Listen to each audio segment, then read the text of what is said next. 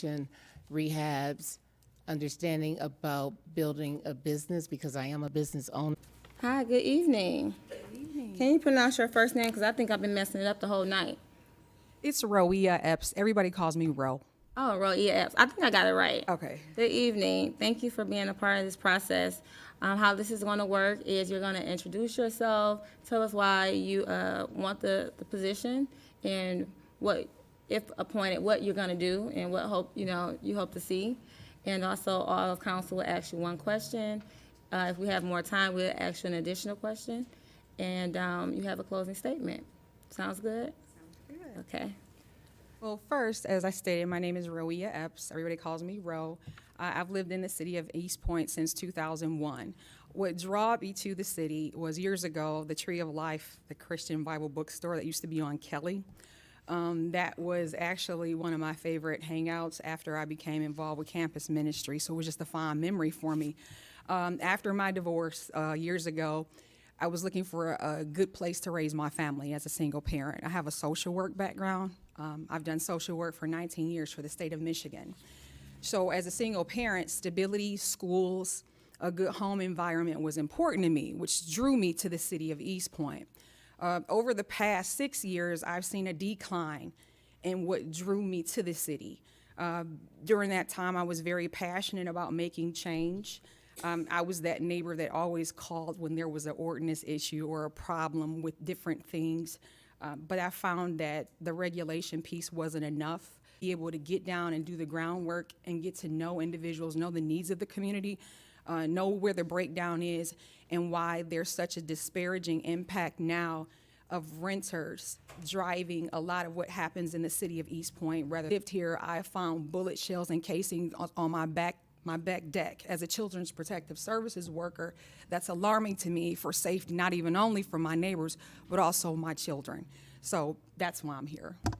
Wow, thank you.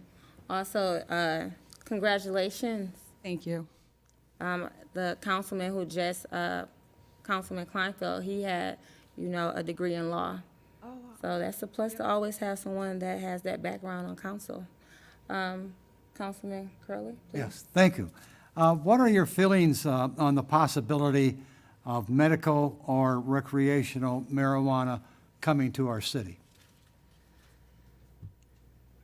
Our lawmakers and the people have spoken that they believe that it's okay. Personally, it's not okay with me.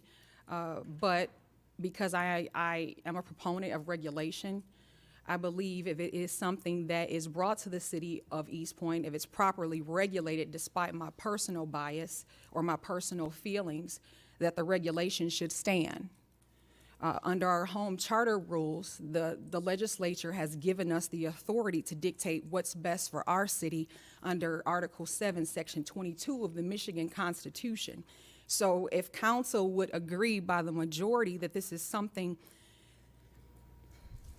that they believe that possibly will increase business or viability for the city of Eastpointe, I wouldn't be opposed if there could be viewpoints expressed on both sides. Thank you. Councilwoman Lucido. What do you believe the role of a council person is? I believe the role of a council person is to not even only ensure social order, but to ensure like the people that are here have a voice. And what that means is issues that are important to them, that you can hear the needs of the community and make a just and sound decision where the community is being empowered and not overpowered by a body or an entity that's called to sit and make decisions as council is for the city. Thank you. Councilman DeMonico. Thank you, Madam Mayor. How are you, Ms. Epps? Yeah, how are you? Good, good. Thanks for coming out. What does a family town mean to you? A family town means to me cleanliness, peace, order, structure, safety, services. Something as simple as making sure that the trash is picked up so the rats and the raccoons and the possums don't get in what's left over, or the overdraft. Or like me, I just had to have my garbage can replaced because rats have ate a hole in the bottom of it. So when I think of a family town, I think of order and structure, and that goes from one facet to the next, meaning cleanliness, order, structure, Thank you. and safety. I want to drive that. Thanks. Out of all the candidates that applied, what do you feel you bring that they don't bring? I'm not for sure a lot about the candidate's background, but for me personally, I have experience with administrative law, state and local government regulation, statutory requirements. I believe that as a city council person, when you're making budgeting and financing issues, you need to know what is required in budgeting, what goes into what we can allocate for an annual budget, a preliminary budget when it's presented to the assessor, or however the chain of command goes within the city of Eastpointe, which I'm still learning. Besides that, I think that a city candidate should know about enabling statutes. I think they need to know what operating authority do we have to do and not do what we do. That's so important when you're talking about municipalities, local government, and issues now where you have a political system where transparency is not always something that people connect to a person that's an elected official. As a city council person, you're most likely to encounter a private citizen than any other elected official. It only makes sense that you have an elected official, such as myself, who has the background that I have. Besides the legal aspect, the social work aspect, I regulate facilities in the city of Eastpointe and for Macomb County. I know the people, I know the needs of the people. What better person than to have someone that sits with you and makes decisions than somebody who knows the people? Thank you. Good answers. So we're going to go to the next candidate. If you like, you can sit out here or step in the conference room if you like. Thank you so much for being a part of this process.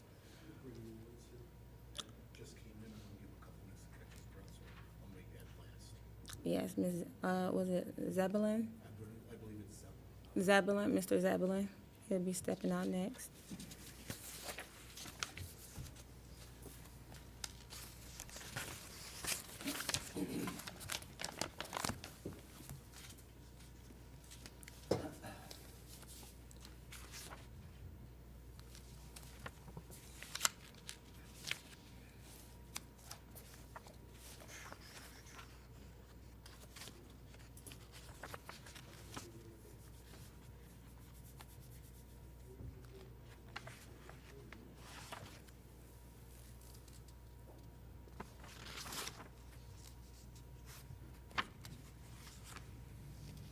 Hi, good evening. Good evening. Thank you for being a part of this process. How we're going to do this tonight is you're going to tell us a little bit about yourself. Why are you applying for the position? What do you feel like if you are appointed? What you see yourself doing as a council person, or what you want to bring? And then each one of us will ask you a question, and then you have a closing statement. Okay, thank you very much. Well, You're welcome. first off, I'd like to say that it would be an honor and privilege to serve the city of Eastpointe and its residents. I'm a 42-year resident of Eastpointe, and I've been involved in politics. I've been involved with a lot of different things. I'm an insurance agent by trade. I'm semi-retired right now, so I have the time now that I didn't have before to volunteer. Couple things with the city that I'm aware of, that I'm watching, is our tax structure, especially SMORSA when it was passed. I think it's been a detriment to the city because our tax rates are 30% higher than neighboring communities, and it stifled the assessments. And I think if we reduce SMORSA back down to a reasonable level, that will create competition for the city, and it also maybe create competition for our landlords. There's a lot of vacant properties becoming available on Kelly and 9 Mile and on Gratiot. And I think if you reduce the tax rate, it might give the landlords the opportunity to lower their rents and attract new tenants into the city. With the census coming due next year, I think we ought to have a strategic plan for the city, because the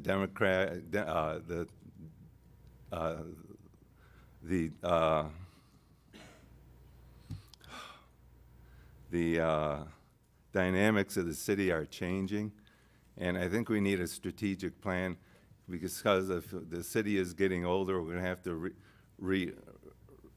re-emphasize certain city services for certain older residents, and if our younger generations are not moving into the city, it's going to change the dynamics of the city and how we have to allocate our limited resources that we have. And I really believe the city's got to continue to be fiscally responsible so that we can be able to lower our tax rate and become competitive again with our neighboring communities.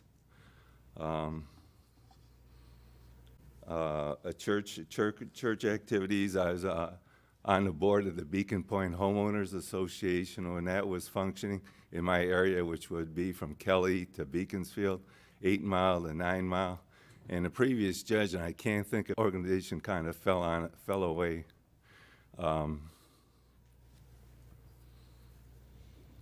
And I'm involved with St. Vincent de Paul. I don't know if you're familiar with that. Basically in the Shores, because that's the church I belong to. But I've discovered that even though we're in the suburbs, there's a lot of need for social help. There's a lot of people out there that are still hurting. They need food, they need utility assistance. And it's, you wouldn't think that that would be going on in the suburbs, but it is. And it's been really enlightening, because I get the opportunity to meet with the people and visit with them and try to resolve some of their issues that they have, because a lot of it just so happens they lose their jobs, they have accidents, they become ill, and they're not able to go back to work, and they're on firm financial status, and then all of a sudden their life circumstances change, and it's really kind of tragic. So I work with a lot of people in that respect, and I'd be welcome to entertain any questions you might have. Thank you, sir. Councilman Crowley? Thank you. What are your feelings on the possibility of medical and recreational marijuana coming to our city? I don't believe in it. I think that's a mistake. I really don't believe that marijuana is going to solve anything. It's another crutch for a lot of people, and I think it's going to cause more problems in the long run. It's already causing problems in California. They thought it would increase their tax base, and it hasn't. It's actually increased the underground economy in California. They're having problems out in Denver, Colorado with drugs, the legalized marijuana. The incidences of traffic accidents has increased dramatically, and I don't think we need to do that or have any type of recreational marijuana. Medical marijuana is another issue, but I think that's still debatable. Okay, thank you. Councilwoman Lucido? What do you believe the role of a council person is? It's to serve the people that you're obligated, the residents, to do the best thing available for what would be the good for the whole city and all the residents involved. Thank you. Councilman DeMonico, please. Thank you, Madam Mayor. Mr. Shamblin, thanks for coming out. My question is, what does a family town mean to you? A family town is a town where people get to know their neighbors, their children are safe, they go to local schools, they participate in local events, they utilize the facilities like the parks, and it's basically keeping families together and helping out your neighbors when possible. Thank you. Thank you. Last question is, what do you feel like you can bring more than any other candidate that applied? I've been around a long time, and I was in business 40 years. I've been fiscally responsible myself, and I've seen different things over the years happen and things change, and I think I can bring some vision to the city. Like I mentioned earlier, a strategic plan for the city. For instance, if the average age of the residents over the next few years is going to be over age 65 and 70, we might have to put more resources into our emergency medical services to service that group of people as they're moving through life. And if there's not as many children, we have to maybe reprioritize what we're doing with the library and our parks. If they're not going to be utilized, we'll have to have a plan to either do something else with them or to utilize what's available. Thank you. Do you have any closing statements that you want to say? I'm just so nervous. No, I think that's it. I appreciate the honor and the availability to be able to present myself. Thank you. Thank you, sir. Thank you for coming out. If you'd like to sit back in the conference room or sit out here in the audience, it's up to you. Mr. Glover, please.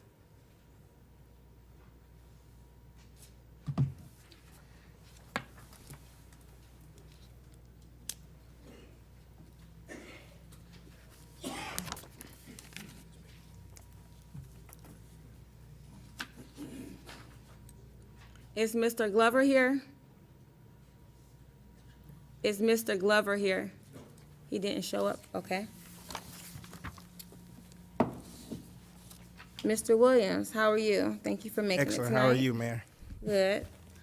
So how this is gonna work is you're gonna start out telling us something about yourself, why you applied, what you would bring as a councilman, and each one of us will ask you one question, and you have a closing statement. Sounds good?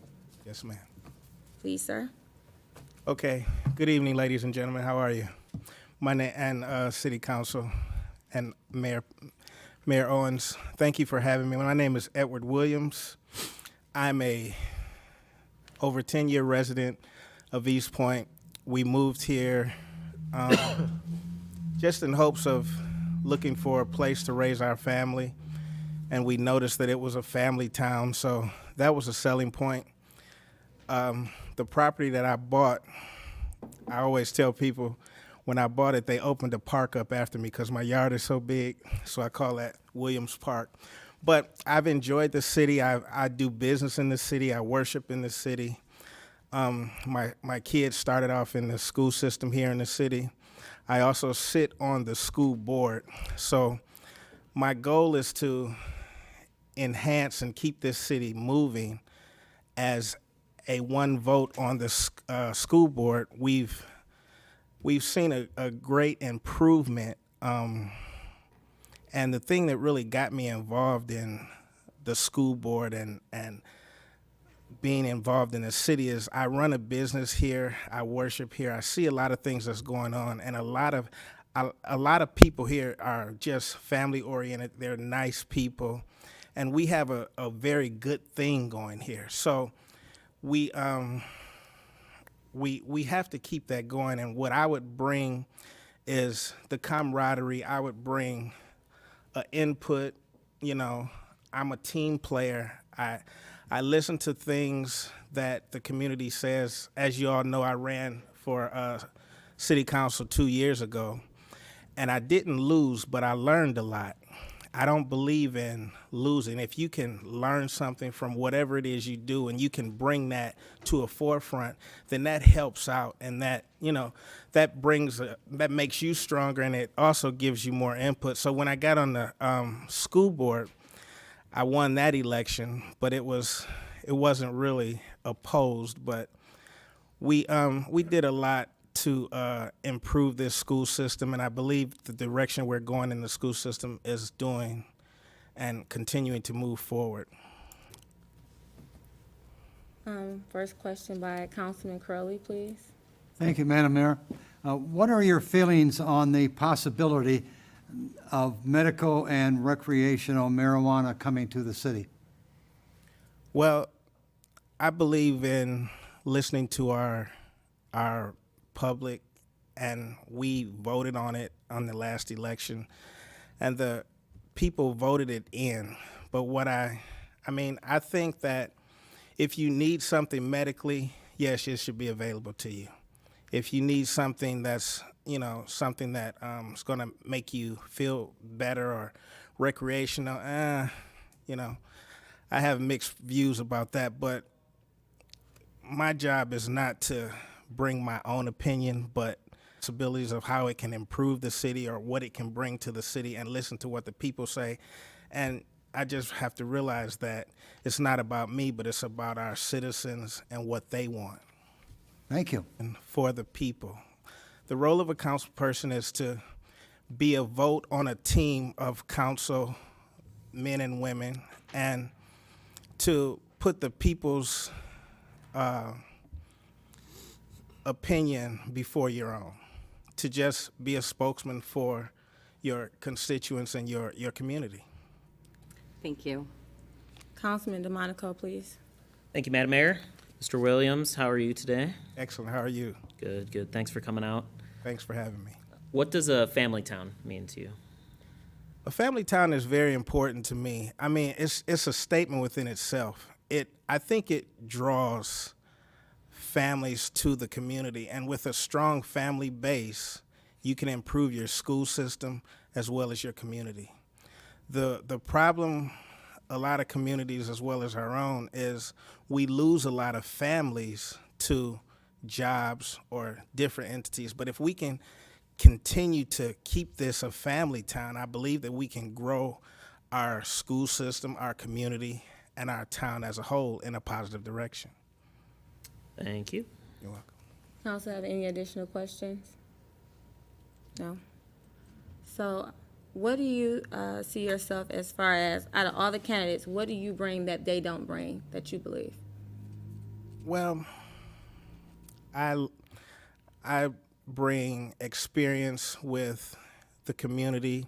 I sit on the board for the Eastpointe, Roseville, Fraser Chamber of Commerce. I'm a board of directors member, so I'm out in the community. I bring a voice. I'm a positive person. I try to look at I don't want to use the word try. I look at everything and pull out the positive in it. This community has a growth rate that's onward and upward in the way I see it, and I just think that I would be that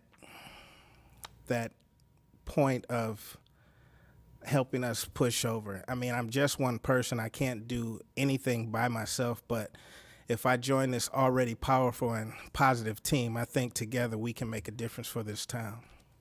Thank you. Do you have a closing statement? That sounded like a closing statement. It was so awesome. But do you have a closing statement? Just thank you to everybody that came out tonight. All the candidates, I believe, bring something to the table.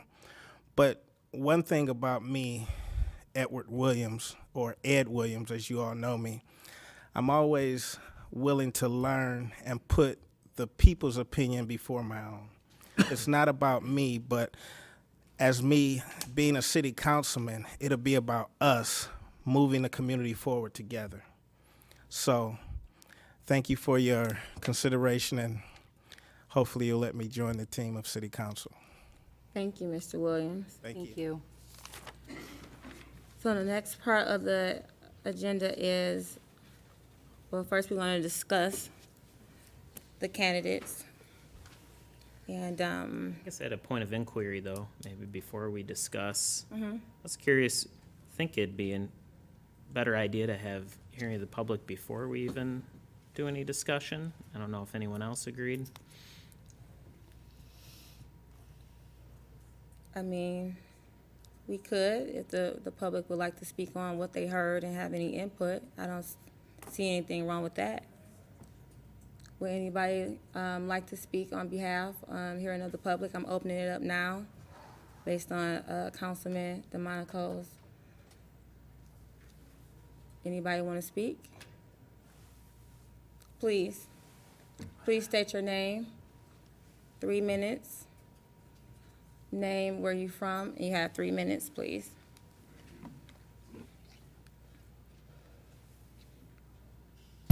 Hello, everyone. My name is Dr. Shaniva Early.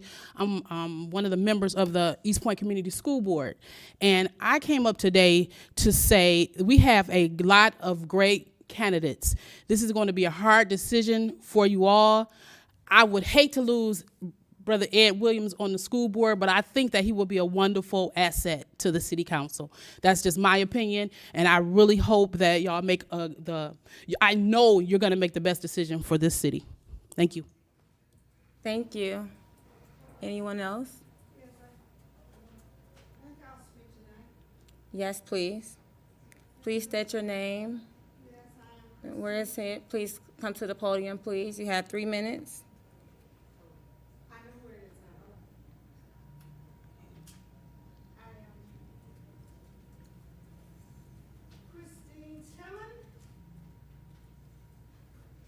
Citizen mayor of Eastpointe. First, haven't had to do this in 20 years. That's why the city of Lansing owed me $45 million, because I had to do it. But your attorney is smart. Bob Erie, that guy smart. We've made some deals. There's not going to be any more discussion on anything except what you're trying to do tonight. Tonight, you're trying to pick a new city council person. And my only objection is the way that it's done, period. Every city I've ever lived in is ward voting. That's where a group of neighbors, it could be 10, 12 blocks. Everybody know each other. With the way you do it here, the city council people all might live on one street. And ward voting, you have Ward 1, 2, 3, 4, whatever. You got a demographic to make sure that every citizen is there. Whether you white, black, Chant, don't care. Your area, that's what it's about. And so that's my only thing, is that we're sitting here going through this tonight. It's just another part of something that I thought was pretty bad. So it's kind of hard for me to tell you to do the right thing when you're doing the right thing because the wrong thing's been done so many years. And so that's pretty much what I got to say about this on tonight. And I'd like to thank the city attorney, Bob Erie, for being such an understanding and intelligent person to be able to solve this issue that we have about how the officials are going to be selected. The guy is smart as heck. And so I'm not going to say anymore, just to say I am your new citizen mayor. I have been doing extensive work. I got a lot coming up for you in the next couple of weeks. See you later. Thank you.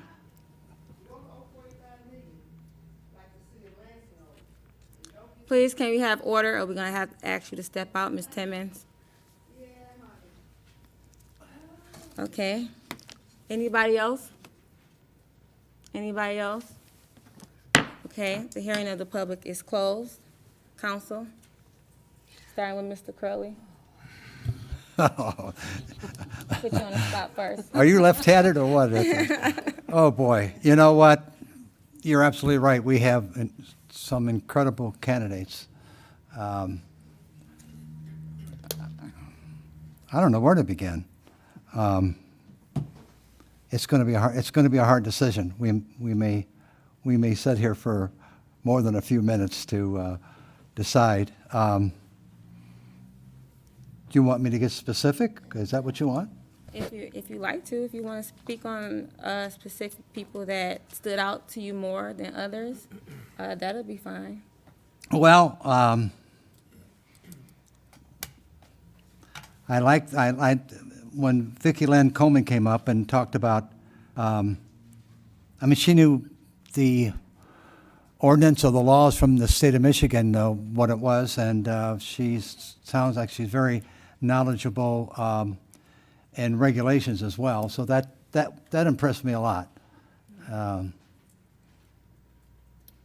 Sounds like only one person impressed you out of all these people. No, Just that. just give somebody else, I'll give somebody else a chance to speak. Okay. Councilwoman Lucido. Well, this is very difficult. All of these candidates definitely would be an asset to council. I think they were all very qualified. I guess for me, I really thought that Mr. Baker had the best idea on what would really like help our community, like the concerns when we talk about like infrastructure, youth activities, things like that. And I also know that he is already involved. Councilman. Thank you, Madam Mayor. And I guess maybe to make this easier for us, I know we've done in the past like a top 3 and just whoever. People, if they have one top person, this is not ranked choice voting. So if you have someone that stands out, then I want that person to, speak on that person. Now, all these people are, to me, highly qualified people.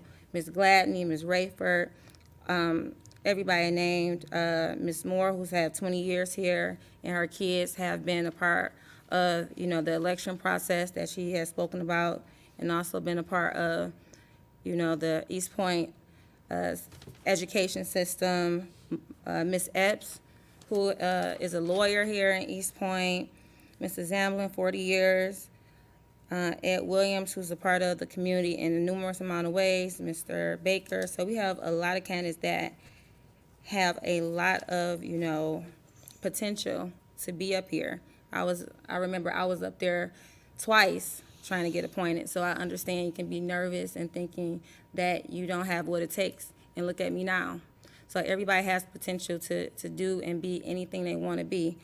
But for the council seat, we want to take in consideration what council said and also what the residents had to say as well into consideration. So some of the people that I like Ms. Epps, because she knew a lot about the law.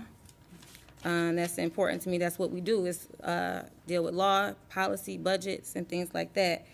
And with Mr. Kleinfeld, that's one thing that he brought to the table, was he knew a lot about law. No offense over there, Mr. Albright. I know, no offense. But we didn't have to pay him extra, for his information like we have to pay you. So it's nice to have somebody, because all of council up here have experience in different backgrounds that they bring to the table. And so I like Mrs. Epps, I like Mrs. Moore, I like Mr. Baker. He does a lot with the Drug Coalition in Eastpointe that I'm actually sitting on. And he has been a part of parade. His kids go to the Eastpointe High School. When one of his daughters is top of her class there, they do a lot, in the community. So if I was to, I actually have a top 3, my 3 or 4 actually. So it would be Mr. Baker would be one of them. Mr. Williams would be one of them. Mrs. Epps and Mrs. Moore would be actually my top 4. But I see potential, like I said, in all of them. Yeah, Madam Mayor, I just want to add a thing that Sarah said that about Rob Baker, and you just mentioned that he's on the Eastpointe Community Action Coalition for the last couple of years. Yep. Yeah, a couple of years. He's also involved with the Eastpointe Parks and Recreation. I know we don't call it the Eastpointe Parks and Recreation anymore. What did we call them now? Parks Commission? Parks Commission. Yeah, yeah. And he's also involved with the Gleaners Food Pantry, helping people who need help that way. And he was also the Grand Marshal for the Cruise and Gratiot, because of his daughter that wrote a letter, why my dad should be the Grand Marshal, and she won. And so consequently, he was a Grand Marshal. Extremely qualified. He is qualified. I like him. He's one of my top people. So if I was to go with someone, it would be Mr. Baker, because what I like about him is, even though he doesn't have a council title or America title or anything like that, he has consistently been a part of the community. I've seen him I seen him at PACE meetings. I see him at the Drug Coalition, and he's always been involved, whether he has a title or not, and it speaks volumes. So to bypass that and act like that is not to be seen. I want council to, really pay attention to the people. Not saying everybody's schedule is different, but if I'm constantly seeing someone who's not a council person or a mayor at most of the events that most of the council don't even go to, it speaks volumes. So, Would a motion be in order now, or do you want to keep talking? Well, if three people have the same first place person, that would make sense, but, Well, we're not going to find out until we put a motion on the floor, are we? no, I guess my only suggestion about the top three is this could turn into many, many motions if people, Well- only vote on their first, Yeah. choice, but guess whatever, chair of the meeting accepts. well, it seems like Ms. Lucido wants to say something. Well, I was just gonna say, I could definitely come up with a list if we wanted to do a list of a top three, because we do have other ones, even though right now where I'm at, I'm probably would say Mr. Baker's would be my number one on my list, but there's definitely really qualified candidates. I mean, I can point out positive things about every single person that has came in front of us today like you did. I mean, they were all very good and qualified, so, and they Well- would all bring something to the table, for sure. If you make a list of three, you're still going to have two that you're not going to get three votes on. So what's the difference of somebody making a motion to appoint somebody? Would that be no different than I picking three people and then you picking three people and then, But we're not gonna pick three. We're gonna I pick think- our top one. It well, sounds like we already have that on the table. So Yeah, let's no, not it even was, go there. I was just saying it was just something we had agreed on in the past. We just agreed beforehand, everyone do top three, and we just agreed that whoever won that, we just motion to make that person. I'm not saying we had to do it this time. That's all I'm saying. I was just offering that as a suggestion. Thank you, Mr. DeMonico, but I think we're gonna go with our top one. You wanna make a motion? sure. I would move that the council appoint Rob Baker to the city council seat. Support. Call the roll, please. Uh-oh.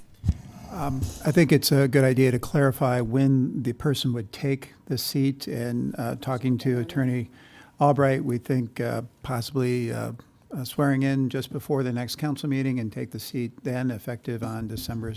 Well, do you want that part of the motion, or do you want that part of the city attorney's suggestion after we take the vote? I defer to the attorney. I just thought it should be on the table so you can think about it. The maker of the motion can make that part of the motion. When Mr. Cotton and I discussed that, we recommended that that member be appointed or sworn in at the next meeting to allow for family and friends to possibly participate at the meeting and be present for He it. will be sworn in at the next regular meeting. Yes, sir. Give me the date. 17th. All right, then part of the motion will be that Mr. Baker would be appointed, sworn in on the 17th of December.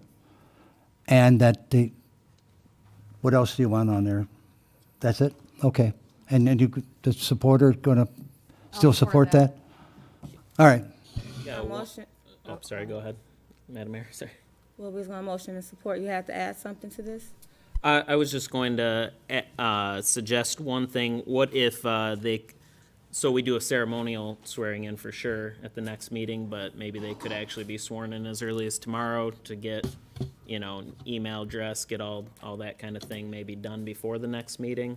That's all as of tomorrow, because I'd assume that none of the candidates would be 100% ready for a meeting tonight, of course, and I'm sure that's why Mr. Cotton brought that up. I don't know if it really... Well, I was gonna actually do it because it's just after the holidays. We have, council we just got done with the election. We had numerous amount of meetings. I think going forward with having it December 17th would be, because then all of the public has to come out, and I think they want to see their next council person. So let's just go with December 17th. All right. We will get all those details figured out between now and then, so they'll hit the ground running. Anything else, Mr. DeMonico? No? I'm just gonna vote, no doesn't mean I don't support the person if I do vote no. That's all. We have a motion and support. Call the roll, please. Councilperson Curley, Yes. Councilperson Lucido, Yes. Councilperson Demet. 17th, and his term will technically end at the August primary of next year. And then he would choose to run or not run, and anybody else that would want to run can run. And then that would go from August of next year until November of 2021, correct? So y'all know that that's, I don't want anybody to go out assuming that Mr. Baker is going to be here to November of 21, that's all. No, he's not finishing my whole 2 terms. He's just doing 1 year until next time. It's time for election time, and then he has to run again. Right. Thank you for clarifying that. Was that part of your council report? Oh, we got, The next item on the agenda is Council mayor and report. council No, reports. We're going to start with this- Mr. Shirley. thank you, Madam Mayor. No, this is the season to call somebody you haven't called in a long time, and to walk across the street to the neighbor you probably haven't talked to for a long time, and to volunteer to do things. I'm an American Baptist, and we have a Baptist missionary mission in Hamtramck for the last 81 years, and we feed approximately 1,400 people a month. And I went over there today for several hours, fixing the shelves up, putting all the beans together and all the corn together and whatever. But there's lots of places where you can volunteer, and I think I see at least one pastor here tonight. And if you want to volunteer, go over to him and say, hey, what can I do? You can even go to Gleaners and pack the food up there. That's really fun. So God bless everybody, and if I don't see you before Christmas, have a marvelous and joyful Christmas. That's it. Thank you. Councilwoman Lucido. I just want to thank everyone that applied for the appointment. You made our job really difficult because, like I said before, there was a lot of very qualified applicants here, and I really encourage all of you guys to stay involved in the community. Or if you're not, I mean, we're always looking for people to join our boards and our commissions. I hope you stay involved. There's going to be an election in August, so you can still throw your hat in the ring at that time if you're interested. And that's all I have for this evening. Councilman. Thank you, Madam Mayor. You're welcome. Congrats to Mr. Baker. Thank you all for applying, though, everyone that did, and thank you for having so many people come out and watch the process. I appreciate that. There's not many empty chairs out there tonight, and I look forward to having a full council and working with Mr. Baker. Mr. Baker's right there at the door. Thank you.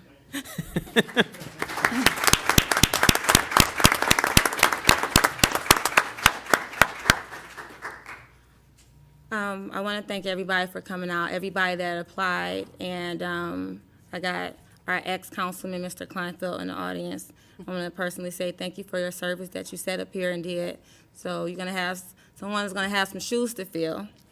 So thank you for what you have done since I've known you, being up here. Also, I want to also say me and council went out to Donna's for Thanksgiving. Councilman Curley and Miss Sarah Lucido, we went, and Donna's always gives out free Thanksgiving food on Thanksgiving Day. And I know Councilman DeMonaco wasn't able to do it. He had a prior engagement. Well, we was out there serving the community. We served them coffee and food and laughs, and they got to know us on a personal level. And it was just a blessing to be able to serve the community in a whole different way, not with soups or anything like that, but just as regular people and servants of the community. And also our Christmas event that was last night was amazing, and it was my first night as mayor to give the key to Santa, so I really liked that. And I asked Santa for one thing, and I'm not going to tell you guys, but if I lose 10 pounds, that's what I got my wish. So, but The young lady who sang was wonderful. The young lady who sang was wonderful. yes, the young lady that sang when I was campaigning, she stopped me and said, Miss Owens, I would like to showcase my talent. Can you help me? And I made sure I did that last night, and she sung beautifully. So I always push people to let council know, not just me, if you have a talent or you want an opportunity to do something in the community, let us know. That's why we're here. And so saying that, I hope everyone stays for Well, sorry, we're supposed to have a 7 o'clock meeting, it's almost 7:30, but we're gonna do a 10-minute intermission, so we can give council a break for a minute, and then we'll be back to our regular scheduled program. And, hopefully you guys stay, because we have a lot of important things on the agenda. Thank you. Oh, I'm sorry. I'm sorry, can I get a motion? Come back. So moved. Hold on one second, let's do this first. Well, a motion to adjourn? Can I get a motion to adjourn, please? What, so moved? I got motion and support, call the roll. Councilperson Curley, Yes. Councilperson Lucido, Yes. Mayor Owens, Yes, Councilperson DeMonico. Yes. meeting adjourned, thank you.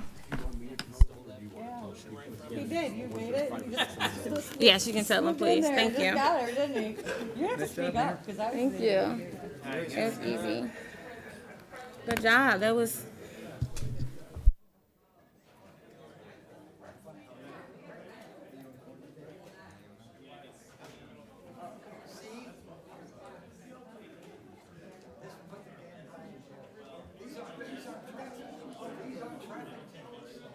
Of the chambers to speak, and I will do the same. I call to order the Eastpointe City Council regular meeting of Tuesday, December 3rd, 2019, at 7:42 p.m. Please rise for the Pledge of Allegiance, please. And the invocation will be done by Councilwoman Sarah Lucido. Hold on 1 second, I gotta find it. Okay. Dear God, liberty and justice for all.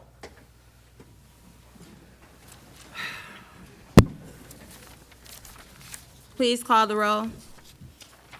Councilperson DeMonico, Here. Councilperson Lucido, Here. Councilperson Curley, Here. Mayor Owens. Here. Next item on the agenda is the approval of the agenda. Can I get a motion, please? Madam Mayor, I'll motion to approve the agenda. Support. I had a motion and support. Please call the roll.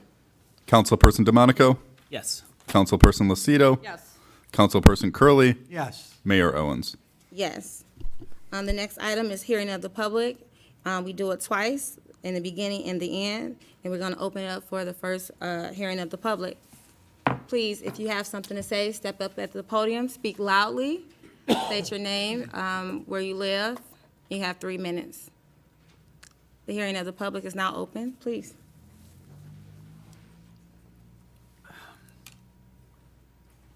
Hi, my name is Cassandra Ford, and I live at 18150 Juliana. And I'm coming before you about there's a street right behind Juliana. It's old 8 Mile, and it's really torn up and really ragged.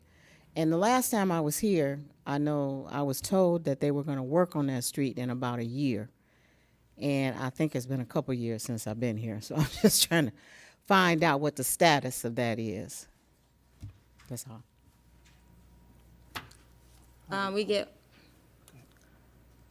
After we do the hearing of the public, we usually answer after everybody has spoken, or when the city manager speak on some of those issues. Thank you for coming up. Anybody else? My name is Eric Boyer.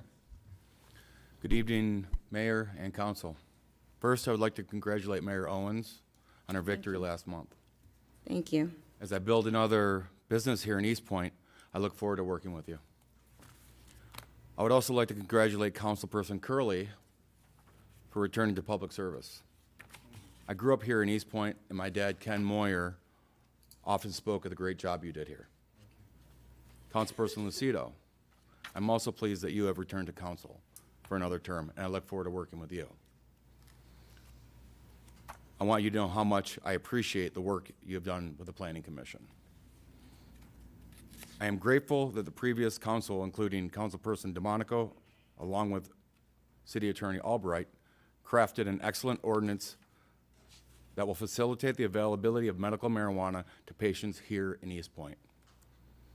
I am hopeful that the Planning Commission continues its diligent review of the proposed language at their December 5th meeting, and the public hearing takes place so the many residents who would like to speak to this important legislation will have the opportunity to do so. Thank you all very, very much for your time and your service. Thank you, sir. Anybody else would like to speak? Yes.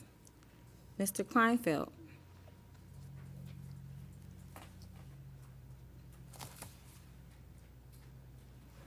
Thank you, Madam Mayor and Council. I just wanted to say congratulations to Rob Baker, and I think you guys made a really smart choice. Knowing all of you, I think you're going to work really well together, and I look forward to seeing what you guys do going forward. And also just say, I was speaking a little bit with Mr. DeMonico before this meeting was called to order. You guys have done a lot since the election, picking a city manager, filling the seat. You've been very busy and very decisive, so I think you guys are already off to a really good start. So, and I look forward to seeing what happens with our new city manager, Ms. Doom, as well. So that's all. Thank you. Thank you. Anybody else would like to speak? Anybody else would like to speak? Seeing none, hearing of the public is closed. Next item on the agenda is approval of the minutes. Madam Mayor, I motion to approve the special meeting minutes of November 14th, 2019. Support? Please call the roll. Councilperson Lucido, Yes. Councilperson Curley, Yes. Mayor Owens, Yes. Councilperson DeMonico. Yes. Next item on the agenda is a scheduled hearing for the proposed 2020 through 2024 Recreation Master Plan. And we're gonna have a, is it Mr. Nordstrom speak on that master plan. Good evening. Good evening. Thank you for having me here tonight. I wanted to briefly run over what we've been doing with the master plan so far, fill you in on why we go through this process, and let you know what findings we've had and what the next steps are going to be. So we are working on a joint recreation master plan with the Recreational Authority, the City of Eastpointe, and the City of Roseville. You have definitely a good working relationship between those three entities, and to come together on this plan in this fashion makes economic and good planning sense, because it will certainly, you have a path forward that working together you will be stronger. This process has been in place since May of this year, late May. We had a steering committee with Mr. Marucci, Mr. Sazak, Mr. Lipinski, and others from Roseville who have helped guide my efforts as we've put this together. We've had a survey online for a few months and received several hundred comments from Eastpointe and Roseville residents on that.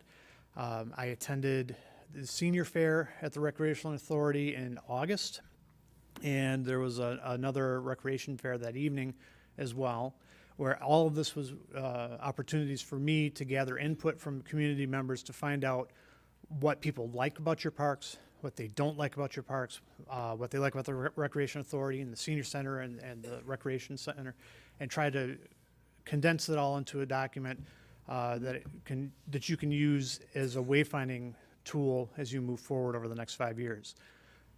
The main reason that we do this plan is to provide that guidance to you as you evaluate what types of efforts you want to put forward towards improving your parks, and if you want to acquire new property or what have you.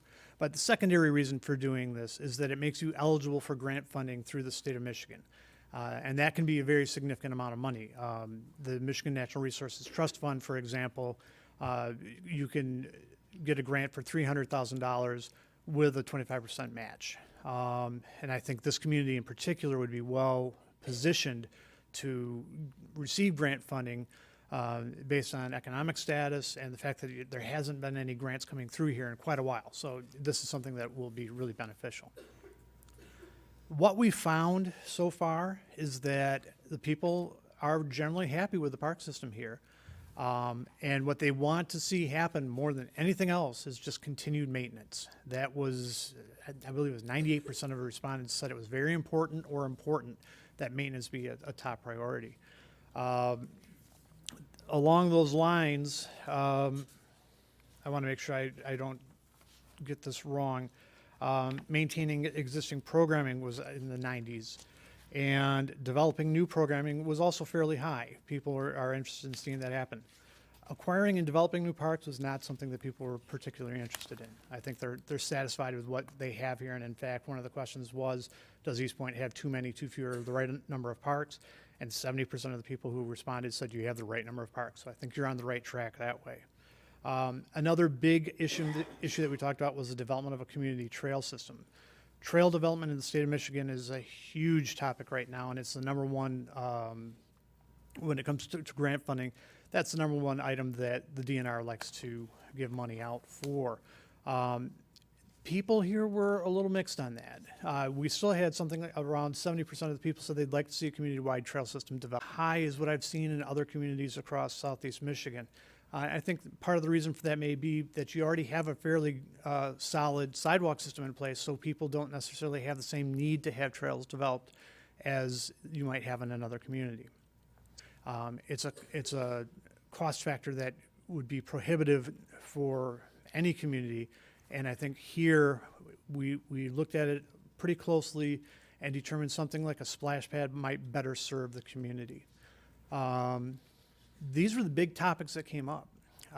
Other than that, it was pretty straightforward. People said they were happy. I would say that there were a couple of parks that had slightly lower scores overall. Roxana Park was one of them. I believe that was the case because the new play structure hadn't been put in place yet. I would be interested to see what the survey result would show now. I suspect that that score would go well up. But parks like Spindler Park, people love it. They're happy with it, and they just want to make sure that it's maintained and kept up so that everybody in the community can enjoy it. So at this stage, we're just starting the 30-day review period. This is something that's mandated by the Michigan Department of Natural Resources. That review period will go, I believe, from December 8 to January 8. During that time, we're taking in comments from the community, from the Park Commission, from certainly City Council and Madam Mayor. Anybody that's interested in this, I strongly encourage that you take a look at the plan. It's available online on the city website. It's also available at the library and at the Recreation Center. And at this point, I'd just like to open this up to questions. I will say one last thing. If you find any problems in this plan, that's why we have this 30-day review period. So if there are any issues that you run across, dumb typos on my part, it happens.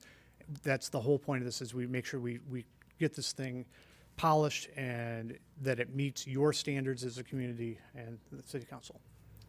Thank you. Council, you have any questions or things you want to speak on? And Mr. Nordstrom is here. I really like the action plan part where you have a picture of the parks and just kind of very easy to understand. Because sometimes these documents, because that's on page 92 even, they can get very long. But if anyone's interested, start at page 92 and look at that first maybe and then backtrack, It's got pictures of the parks and some proposed enhancements for sure. A lot of new trees and stuff. You mentioned in here about Relief Michigan. Yeah, a lot of good stuff in here that I think a lot that is doable for sure. Like you said, a pool might be a little bit bigger of a thing, but a splash pad might be a good place to start. I think, there's a lot of good stuff in here for sure. Thank you. Councilman? Yeah, a total of 121 pages, and what I like to call this is a do-love project, and it was a do-love effort on all of your parts. By reading this, you can tell that there was more than just a typical let's sit down and decide on something. There was a lot of love put in this thing, and I really appreciate that. My pleasure. One thing I would say about this too, so there are a lot of proposed projects in that action plan, and when you look at the cost column, there can be sticker shock. What I always tell my clients is to remember that this is your wish list. These are things that you would like to see done. You don't necessarily have to do them all over the next 5 years, and in fact, I would be shocked if you did. But this does give you leverage with the DNR as you apply for grants. If you can say, hey, look, we talked to the community, we asked them what they wanted, this is what they said they want to see, and we've got it right here on page 92. And that's the whole reason for this being there. So if there's something that may seem a little pie in the sky, it probably is, but it doesn't necessarily mean that it won't happen. It just depends on the will of the community. Thank you. You said the key word tonight when you put this plan together is grants and grant funding. And as a city, as we grow and things like that, putting plans together helps us be able to get grants and things like that to better our city and not use all city funding, but other funding from other resources. So I'm glad this is together. And also, since we will be putting this out, I ask that the residents look at this plan. And if you see something you want to add or have, you want to talk about, please let us know. Even when things come up to council and master plans, capital improvement plans, just like the street you talked about earlier, if you see something that we don't see as council or as mayor, please let us know. Email us and let us know, because it's not just a decision that we are up here just based upon what we say, what community says too. So this is also will be online as well for you all to see it, take a look at it, and review it as well as council.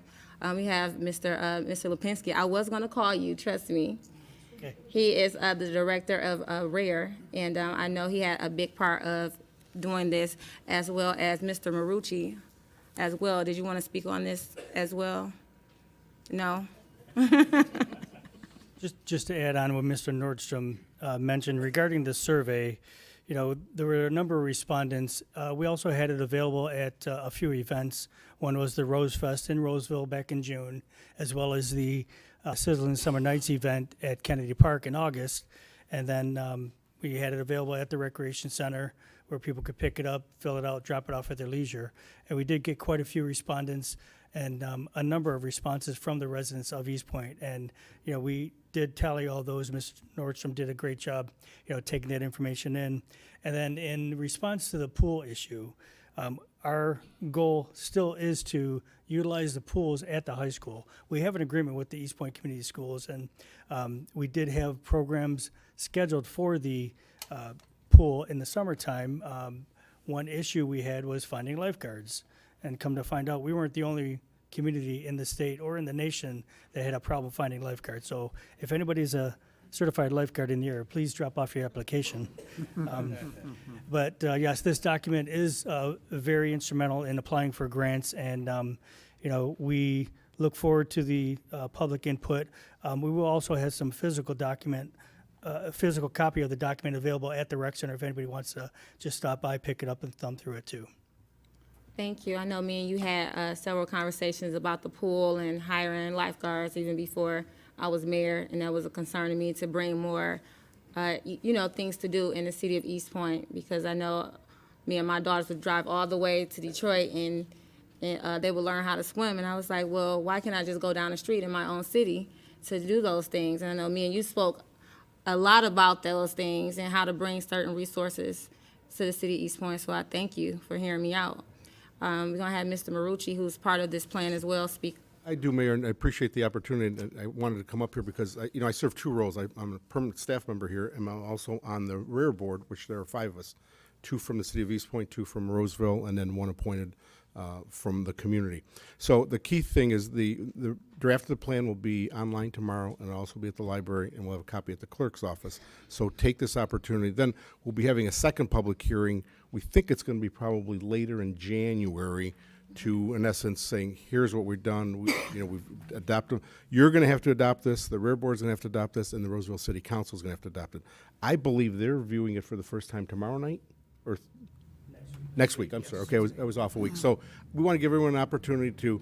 You can either call me, you can write me a letter, you can come in and see me, you can email me, or you can come to a council meeting and then listen to your comments. So we want people to get involved because this will be the planning document for the next 5 years. Good. So in the next 5 years, this is our document. So if you have any new ideas you want to see in the next 5 years, please be a part of this plan, Eastpointe. Thank you. Do you have anything else you guys want to add? First of all, thank you for coming out tonight. Thank you. Thank you very much. Now, Mr. Albright, is there anything that we have to do, make a motion or anything, schedule this? If the council wanted to make a motion, they could do so. Okay. So, are we scheduling this to go out for to the newspaper, or how do you want us to state this? Just a scheduled hearing for the proposed 2020 Recreation Master Plan? Yes. Okay. Well, let's get a motion, please. So, or for January, we're The talking? scheduled hearing for the proposed 2020, Oh, just for right now? That would be January. January, what's the date? Oh, okay. It'd either be the 7th or, Please bear with us because we're going to be without Linda for a couple of weeks. This is her annual time off coming up, well-deserved. And so, Linda, I can't see you, but I hope that you feel a collective pat on the back. She's around the corner. All right. I want to congratulate the fact all of us who participated in and welcome Kim Homan, who is our new Economic Development Manager. Kim, would you stand up and wave? Yes. This was the council's highest goal that I was told when I arrived, and you budgeted for an economic development manager, and she has hit the ground running, and we're very happy and pleased to have you here. And thank you for doing everything that you will be doing. And please, if you have any thoughts, get them to us or to Kim, and she'll be that well-oriented. Next, I want to recognize that, as you noted, you have a new city manager starting on Monday. A press release went out today, Elke Doom. Thank you, Rich, for everything that you did to get that official. And we look forward to her touring the community. And that reminds me that there are new council members here who also have an interest in, or probably have an interest, if you haven't expressed it, in touring all of our facilities. So I might send you an email to see if we can coordinate and do a collective tour, a grand old tour with, and any existing council members that want to be part of that too. I'll copy you. So that way everyone's up to speed on all the new and good stuff that's going on in our buildings. A formal welcome for Elke. I don't want to presume that council wants to do this, but if you do, I suggest that it be in January, so and get through the holidays. But let me know if you have any thoughts in mind, and we'll get that on the calendar. And lastly, marijuana, medical marijuana. I was not paying a lot of attention to this at the Planning Commission level. So, Rich, you know more than I, but I was advised today, or at least I listened more clearly today, that they will be accepting direction from the new city council. And when the new city council wants to make note of it, now that you have a full member, you are fully a council again, they will be waiting for your direction or request. So there's nothing in the hopper right now. And I know that you guys... Nothing scheduled for this Thursday.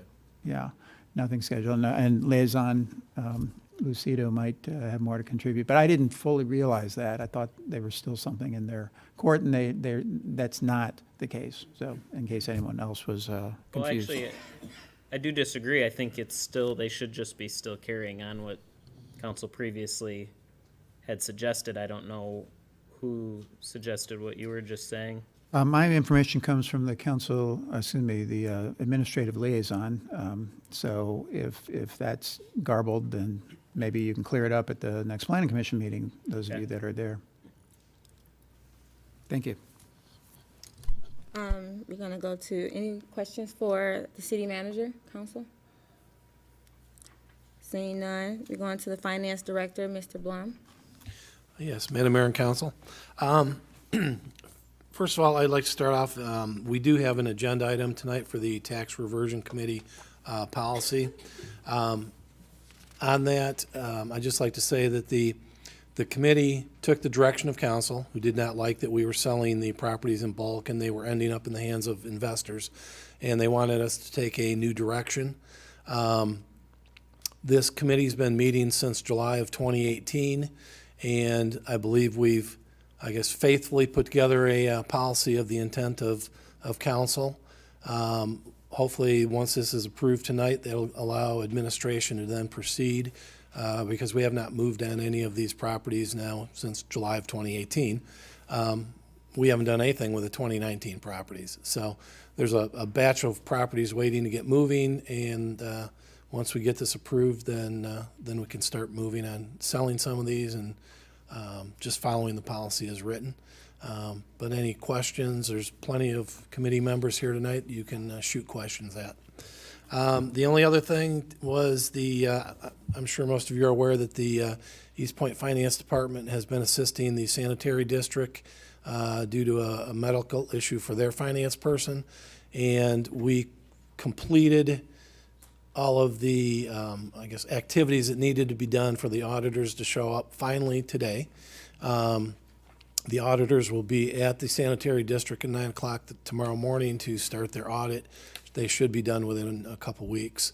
And that is still one item that is holding up the finalization of our audit, because we need to get those numbers in to get final adjustments. But we have finally gotten to the point where we can say, okay, Plant Moran, your problem, have at it. And just wanted to report back on that one because I know it's been a sticking point. And that's all I have. Any questions for Mr. Blum? Seeing none, going to the city attorney. Mr. Albright, please. Thank you, Madam Mayor, members of council. Just expanding on Mr. Cotton's comments regarding Elke Doom, she did provide me with a signed copy of the employment agreement for city manager, and I know in speaking with her last week that she is very excited to start as Eastpointe's city manager. City administration is still working on putting together a list of show cause hearings to be requested by the city council. I anticipate I should have a list of addresses and will be seeking that those be scheduled for show cause hearings in either January or February. And the council's also in receipt of my monthly status report. I'm happy to answer any questions. Great way to start the new year, some show cause hearings. Great. Questions for Mr. Albright? Anyone? No. Thank you. Thank you. Next item on the agenda is new business. And we're going to start off with item A, adoption of resolution 1891, the tax reversion policy. Mr. Cotton, do you want to start off and talk about this? Yeah, I think Mr. Bloom gave a good scenario, good analysis. The only thing I would add is that with Kim on board, one of her things, her goals will be to help implement this on a regular daily basis. And so we'll really see a lot of headway here once this is formally adopted.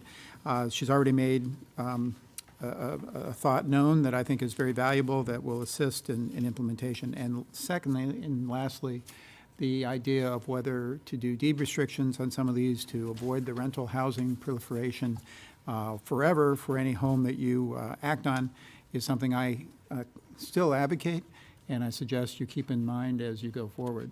But it doesn't need to be part of the policy unless you care to. Nevertheless, I think it's a good thing to do.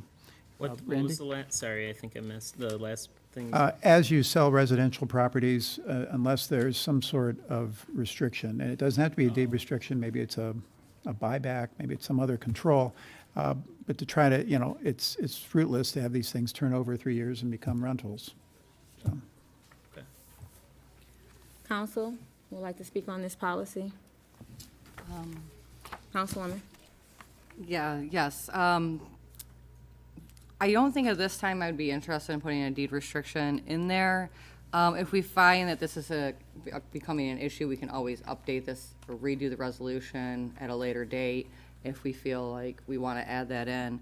I think the way it is now, we're planning on going in and we're planning on improving these properties and then selling them on the open market. So hopefully it will encourage home ownership. I do know that Mayor Owens had a couple of recommendations that she would like to add to the ordinance. Other than that, we can discuss those, but I mean, I'm good with what we have here, but I'm open to suggestions. Councilman DeMonico, you would like to add anything? Sure, I think this sounds really good and it's really straightforward. I think for sure it's easy, easy to read for sure. It's only a couple pages. I just had a couple minor amendments. One where we mentioned like the Eastpointe Community School District. I think we offer to Southlake as opposed to Eastpointe, and then put it on the open market. Of course, someone in the vice versa district could end up buying it, but I thought that made more. So, are you saying like so? Because what we did before, we put a bid out to do some, fix up the houses. Is that what you're saying? Like, right. That'll come to us beforehand, Correct. or Yeah. If each house we sell, you're saying then we'd Correct. Council has to approve all sales of property. Okay. So, even at that time, if you wanted to add a deed restriction last second when you're approving it, you can throw that in. But everything from bidding work to selling the property will be approved by council. This just gives direction for administration on how to proceed with the properties. Okay. Mr. Cotton? So I'm just a little confused. This doesn't say only nonprofits, does it? It does not, it just says partner, whatever partners we find. The assumption was it was the Habitat for Humanity, the community housing. We don't know who's out there, who's gonna pop up. Sir. But I get, where you're coming from. No, the part, Mr. Cotton, just a part of that was, if we can't identify, maybe a contractor to do renovations, we could partner with like Community Housing Network like we did, or if they make an offer, we can always approve that, or, yeah, that was the point of that, I think. Huge fan of the local preference clause. I saw that for if a contractor's local, the within 3% idea, we'd, pay 3% higher for a local contractor to do work on the homes. And then I think we should just rescind the previous resolution also with our motion that we had before, the one that was from five years ago or so. It was The employee purchase one? yeah, the home value added program, resolution 1716. I think that should just be part of the motion because that talked about essentially the same same things. And then, yeah, I think that was all my comments. I think this looks really good. Thank you, Councilwoman Lucido, Mr. Blum, Mr. Kleinfeld. Oh, you are still there, thank you. For all your hard work on this. I do really like the logo that Mr. Kleinfeld made on our original document, so maybe we can integrate that. Anything else, Mr. DeMonico? No, that's it, Madam Mayor, thanks. What I did want to add, I like some of the additions with the South Lake District that you added to this. One thing that I have tried to push was letting Eastpointe residents have first rights to these homes that we have, that we get from the county. I don't agree with if no employee takes advantage of it, we just take it to open market and give it to investors. One thing I want to add and one thing I have pushed is why don't we give these homes, first rights to the residents? It's a lot of residents that live here in Eastpointe that want to be homeowners. I think it would push more people to work for Eastpointe, knowing that this clause that allows people who work here to get a home, that who live here can be able to get a home, that if you do also live here and you want to invest in the city that you lived in for the last 10 and 20 years and you want to get another home, that you have first rights to it. That is something I believe in, as I think Eastpointe would probably be one of a lot of cities that aren't doing this. I think it'll make people stay here. I think it'll bring people here, and it'll push more home ownership here in Eastpointe. I don't think that if an employee can't get the house, and we have these houses in market, and people been living here 10 and 20 years, been renting for whatever reason it may be, and can't afford a home, and we have these homes, and they've been investing in Eastpointe, they've been raising their kids here, and doing a lot in supporting local businesses, and don't be able to have the opportunity to buy these houses when someone from California or other states can buy them because they have the money. For whatever reason, they have the resources. So I would like that to be added in here, that if no employee takes, hold on one second, if no employee takes advantage of the offer, then it be offered to Eastpointe residents. Then, if Eastpointe residents don't want to buy them, then it goes to open market. I think that sounds solid. So I just want to clarify one thing, because I was thinking about this and I did a lot. It's just like getting the awareness. So I was wondering, and maybe Mr. Cotton can answer this, like, what if we gave them a 2-week period and we had like we do like a separate spot on the city website where we could list these properties when they become available for like 2 weeks, just for like Eastpointe residents to purchase at that time. And then after that 2 weeks, it would go on the open market. Like, and we could just keep that list like ongoing, and then maybe we could just advertise one time to the residents that we're gonna be providing this list on the website. And it'd still be at market value, like the schools. And in my opinion, I think we can put that out there at the same time as school employees. Like, we could do it all at once and give that 2 weeks for school employees and for residents, all equal opportunity to purchase these homes. But we're gonna do it in, in levels.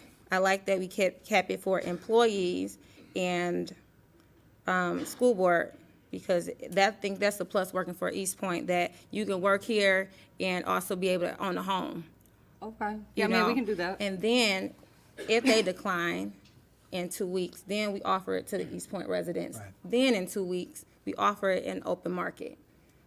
That's fine. Do like 2 weeks, 2 weeks? Yeah. 2 weeks much. for, 2 weeks for each. Yeah. 2 weeks for each. Yeah. Yeah, because you don't want to delay it too long getting it on the market. Sometimes the market's hot and you want to get it out there as soon as you can. Right. And if you're doing it on the website and not doing flyers and mailers and all that, But I do think we need at least one time to kind of put it out there that Yeah. now, closer to when we start actually putting one on there. Yep. Not right now. Yeah. But when we, to notify, whether it be something in the water bill or something along that line, is to notify the residents that, this is going to be on our website. You can check it, regularly. And so- Is there, just a question, 2 weeks is fine, but is there any other way that we can let the folks know besides putting it on our website? Obviously, with 11,000 homes, not everybody has cable. And I'm just brainstorming here. Is there any other way we could advertise it? I'm glad you said that. I mentioned to Mr. Cotton a couple times that when I was campaigning, it was a lot of seniors that didn't know how to use the internet. So everybody is not on Facebook, and so things like that. When everybody is not reading, how do you always get to people? The phone. Everybody answers their phone, and so one thing I invested in my election was robocalls, and we talked about as an idea to call people, or just the idea. I'm not saying we're going to do it, but I just want to keep the residents open-minded to making calls, or sending out a text message alert, or cable and things like that. Because I just got a lady that called me the other day and said, "Ms. Owens, I don't know when the council meetings are, what's going on. I don't have cable anymore." So everybody don't have what everybody thinks they should have. But everybody does have a phone or a cell phone. So I just want to, because we did talk about that, just different avenues, thinking in new ideas and things like that in order to reach people. And people always answer their phones. Most people carry a cell phone and things like that. So that's just other avenues. Of course, put it in a newspaper. We advertise it the same time every year on our Facebook page, also online, in a newspaper. And if we have to try another avenue as alerts, that is something we're going to do, Message board. Madam Mayor, may I ask a legal question? Yes, sir. Rich, do any red flags go up when we think about I understand city employees, there's a rational nexus kind of thing there. But if it's just Eastpointe only residents, is there any red flags we should be aware of? There may be an equal protection argument there. That's something that I can certainly look into and get a legal opinion to the city council if the city council wants to go in that direction with regard to opening up just to city residents first.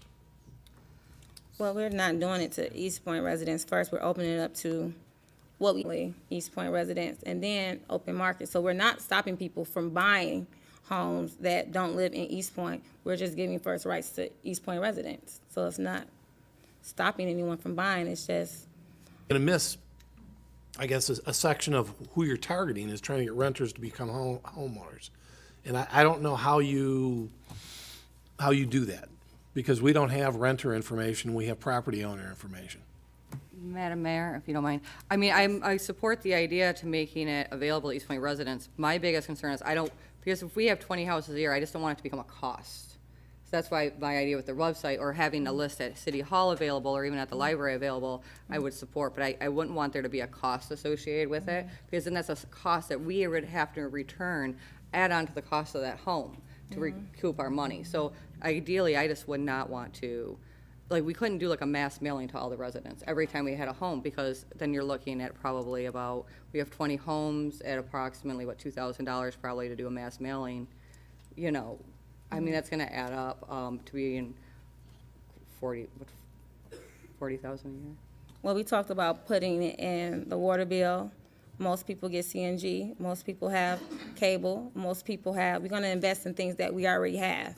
So I don't want us to block the idea of, or having an excuse why we can't open this up to East Point residents by saying, what if, with anything we've done before we tried it. So I want us to think positively and going forward, and let's try it and see it and try to do it this way. Let's use the resources that we already have, put it in the water bills, use the CNG newspaper. If we have to do Macomb Daily, we can do that.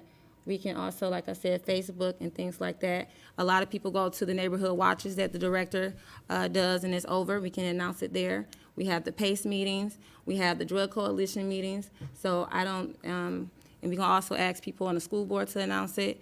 And so I just feel like we have council meetings. We have so many avenues to say this can't happen for us to make an excuse why we can't do this for the residents. So, Mr. Blum, do you know what the cost is to run an article for this, like in CNG or in Macomb Daily? That would be a better question for Linda Lentz. She handles the ads. An approximate cost. So it would depend on the size of the ad, the number of colors on the ad, and the placement on the ad. For instance, a back page is more expensive than a middle section. For a full page color ad on the back of CNG newspaper, it's approximately $1,500, $1,600 typically. okay, you gave us the highest price. What's the lowest? Oh, I mean, we can do it for very cheap. You could probably do one for $75 if you just wanted to place a small legal ad in the center of the newspaper. Well, there we go. Let's start off at $75. All right. Well, yes, all right. Well, $75, you'd have to have a magnifying glass to see it. Not many people will see it, but yeah. Well, Well, those are different anyway. options of pricing. So We're going to find it. We're going to find a way. we're gonna you know. find a way. Let the administration come up with something. It's not like it's not going to happen tomorrow, but So do we want to, are we going to have Mr. Albright look into the legality of this first, or are we just moving ahead with it? Could we just make our motion? If it is possible, we do it. If it's not, we don't. I like it that way. That sounds good. Yeah. Yeah. Let's make any other additions you want to add, council? We agreed on everything up to this point then, I think, right? Okay. For the people out, we added also local preference for both construction and renovation bids. So our local preference shall be given to businesses that are predominantly in Eastpointe. So if you have a construction company and we fix up these houses, we want to, give that bid if possible. If it's, if you read it, 3% low bid, of course. We're trying to look out for the residents and the businesses first. So if you read that, that's one of, a couple of our agendas to make sure we put the residents first and your businesses first and your families first. So I'm very excited about this policy. Anything else you want to add? Mr. Albright, everything looks good, will be added? Nothing to add at this time, Madam Mayor. Thank you. Okay, thank you. And you'll get back with us if you have anything. I'm optimistic, so I think you probably won't. I took good notes. Ms. Lucido, you had something to add? No. Oh, no? No. Okay, can you make? good. Madam Mayor, I'll motion to adopt resolution number 1891 tax reversion policy as amended. Support. Motion is supported. Call the roll, please. Councilperson DeMonico, Yes. Councilperson Lucido, Yes. Mayor Owens, Yes. Councilperson Curley. yes. Thank you. The next item on the agenda is the stormwater education from Clinton River Watershed Council. The lady who will be speaking is the program manager there, Kathleen Sexton. Good evening. How are you? Good evening. I'm good. Thank you. Mayor and council, thank you for having me. So, as Mayor Owen said, I'm Kathleen Sexton. I'm the program manager at the Clinton River Watershed Council. And so I'm going to be talking to you guys today briefly about the background of the watershed, stormwater pollution, and the member services that are provided by our stormwater education program. So briefly, I'll just mention that the Clinton River Watershed Council is a nonprofit organization, so we work to serve the community. Our members include individuals, businesses, local governments, and community organizations. So we're funded through memberships, private contributions, and grants. We have 5 full-time and 4 part-time staff that work in 3 main program areas of education, stewardship, and watershed management. So briefly, because not everybody has a background in water resources, but a watershed is just a geographic area of land that all drains to one place. And Mayor Owens was actually at our water school in February, so this is probably stuff that she already knows. But so we have 5 counties within the Clinton River watershed. It's 760 square miles, and it's actually the most populated watershed in Michigan with over 1.5 million people. And I just want to briefly mention a couple things about the Great Lakes region, because you can't talk about water resources in Michigan without mentioning the Great Lakes. So the Great Lakes hold 6 quadrillion gallons of water, which that's a lot to picture, and I can't picture it in my head, but if you want to picture it visually, if you took all the water out of the Great Lakes and dumped it over the contiguous United States, which is the lower 48, it would be about 9.5 feet of water. So a lot of fresh water just surrounding Michigan here. So part of my job and part of Eastpointe's job and community members in general is to make sure that we keep that water clean, affordable, and healthy for generations to come. So currently the biggest water quality issues that we have in the Clinton River watershed is stormwater pollution. And stormwater pollution is basically when it rains or when snow melts and it runs off of impervious surfaces like roofs, driveways, mowed lawns, etc. It picks up pollutants like dirt, pesticides, grease, oil, etc. And it goes directly into the storm drains, which are then connected to our local waterways. So part of my job and part of what the stormwater education program is to educate the public about how they can reduce their impacts to stormwater pollution because it is a result of individual behaviors. And runoff, like the stormwater pollution runoff leads to several issues like erosion, sedimentation, algae blooms, and overall decreasing in water quality. So the Clinton River ends up in Lake St. Clair, which is where we have a lot of our water intakes and our wastewater treatment plants. They treat the water and they clean it before we use it, but if it's dirty water, it's more expensive to treat, etc. So that's why we like to keep the pollutants out of it. So quickly, I'll talk about wastewater or sanitary water, which is water that we use in our homes. So our showers, sinks, toilets, etc. That goes through a system of pipes that goes directly to a wastewater treatment plant, and it gets treated. Stormwater, as I mentioned before, does not get connected to a wastewater treatment plant. It runs off directly into our local waterways when you have a separated sewer system. Eastpointe is unique in that we have, or you guys have, I don't live here, but I work here often, so you guys have combined and separate sewer systems. And any municipality that has a separate sewer system is required to have an MS4 permit, which is where the Clinton River Watershed Council comes in. So MS4 stands for Municipal Separate Storm Sewer System, which that's why we say MS4, because it's a long term. But basically, it's any conveyance or system of conveyances, so roads with drainage systems, municipal streets, catch basins or storm drains, curbs, gutters, ditches that are owned and operated by a public entity, and they're designed and used for collecting stormwater and conveying stormwater. The reason that compliance, this permit is regulated by the state, so the Department of Environment, Great Lakes, and Energy Structure Program. So Eastpointe is actually a water town, and we have $5,000 on the table for a mini grant. So we have a consultant, Don Carpenter, who is an expert in green stormwater infrastructure, who provides expertise and planning support to the city as well. Also, informational resources, things like that are available to the city as well.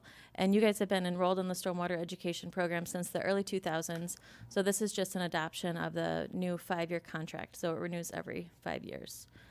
And I think, oh yeah, and then evaluation and reporting. So this is something that gets reported to the state every 2 years in a biannual report. I just submitted it on November. So that's another service that we provide as part of this contract. And with that, I'll open it up to questions. Council, any questions? I think me and Mr. Marucci, call him my classmate. We took that class. What was it, 2-day class we took? Oh my God, I have never had that much education on water. It was very extensive, yeah. It was extensive, yes, but it was needed. So is this education open to, like, just say a resident wanted to take the class and things like that? Will we be able to bring them? If I want to bring a resident who wanted to take the class as well, would this price be included for them to come as well? Absolutely. So we are hosting another Water Schools workshop in July, and it is geared towards elected and appointed officials, which the one that we had in February. So it's a program through Michigan Sea Grant, and luckily the Herb Family Foundation and Oakland County Water Resources Commission has provided scholarships, so a lot of people are able to attend for free. It's $175. It's a 2-day workshop. It also includes a field trip component, which was pretty frigid because it was February, but if you want to attend, it can be covered because there is a lot of scholarships available. So it's open to elected and appointed officials first, but it's also open to the public because we want to get a full room. But that's just one of the services that we provide. As I mentioned, we do lots of different education and stewardship programs. We have cleanups weekly. We have the Stream Leaders Education Program, which is a K through 12 program. And we just have general public education presentations about stormwater pollution, the watershed, Lake St. Clair, the Clinton River, et cetera, and how Eastpointe is a part of that. Thank you. Anyone have anything to say? Ask? No? Thank you for sticking around, being patient till now. Thank you. For your agenda item. Thank you so much. Council, can I get a motion, please? Madam Mayor, I motion to approve the agreement with the Clinton River Watershed Council to provide stormwater education for the MS4 stormwater permit for the 5-year period beginning October 1st, 2019 through September 30th, 2024, and authorize the mayor and city clerk to sign the agreement. Support. Motion and supported. Please call the roll. Councilperson Lucido? Yes. Councilperson DeMonico? Yes. Councilperson Curley? Yes. Mayor Owens? Yes. Next item on the agenda is the adoption of resolution number 1892. Thank you for coming out. I don't think I will see you this year, okay? I'll give some room for other people to get educated on that.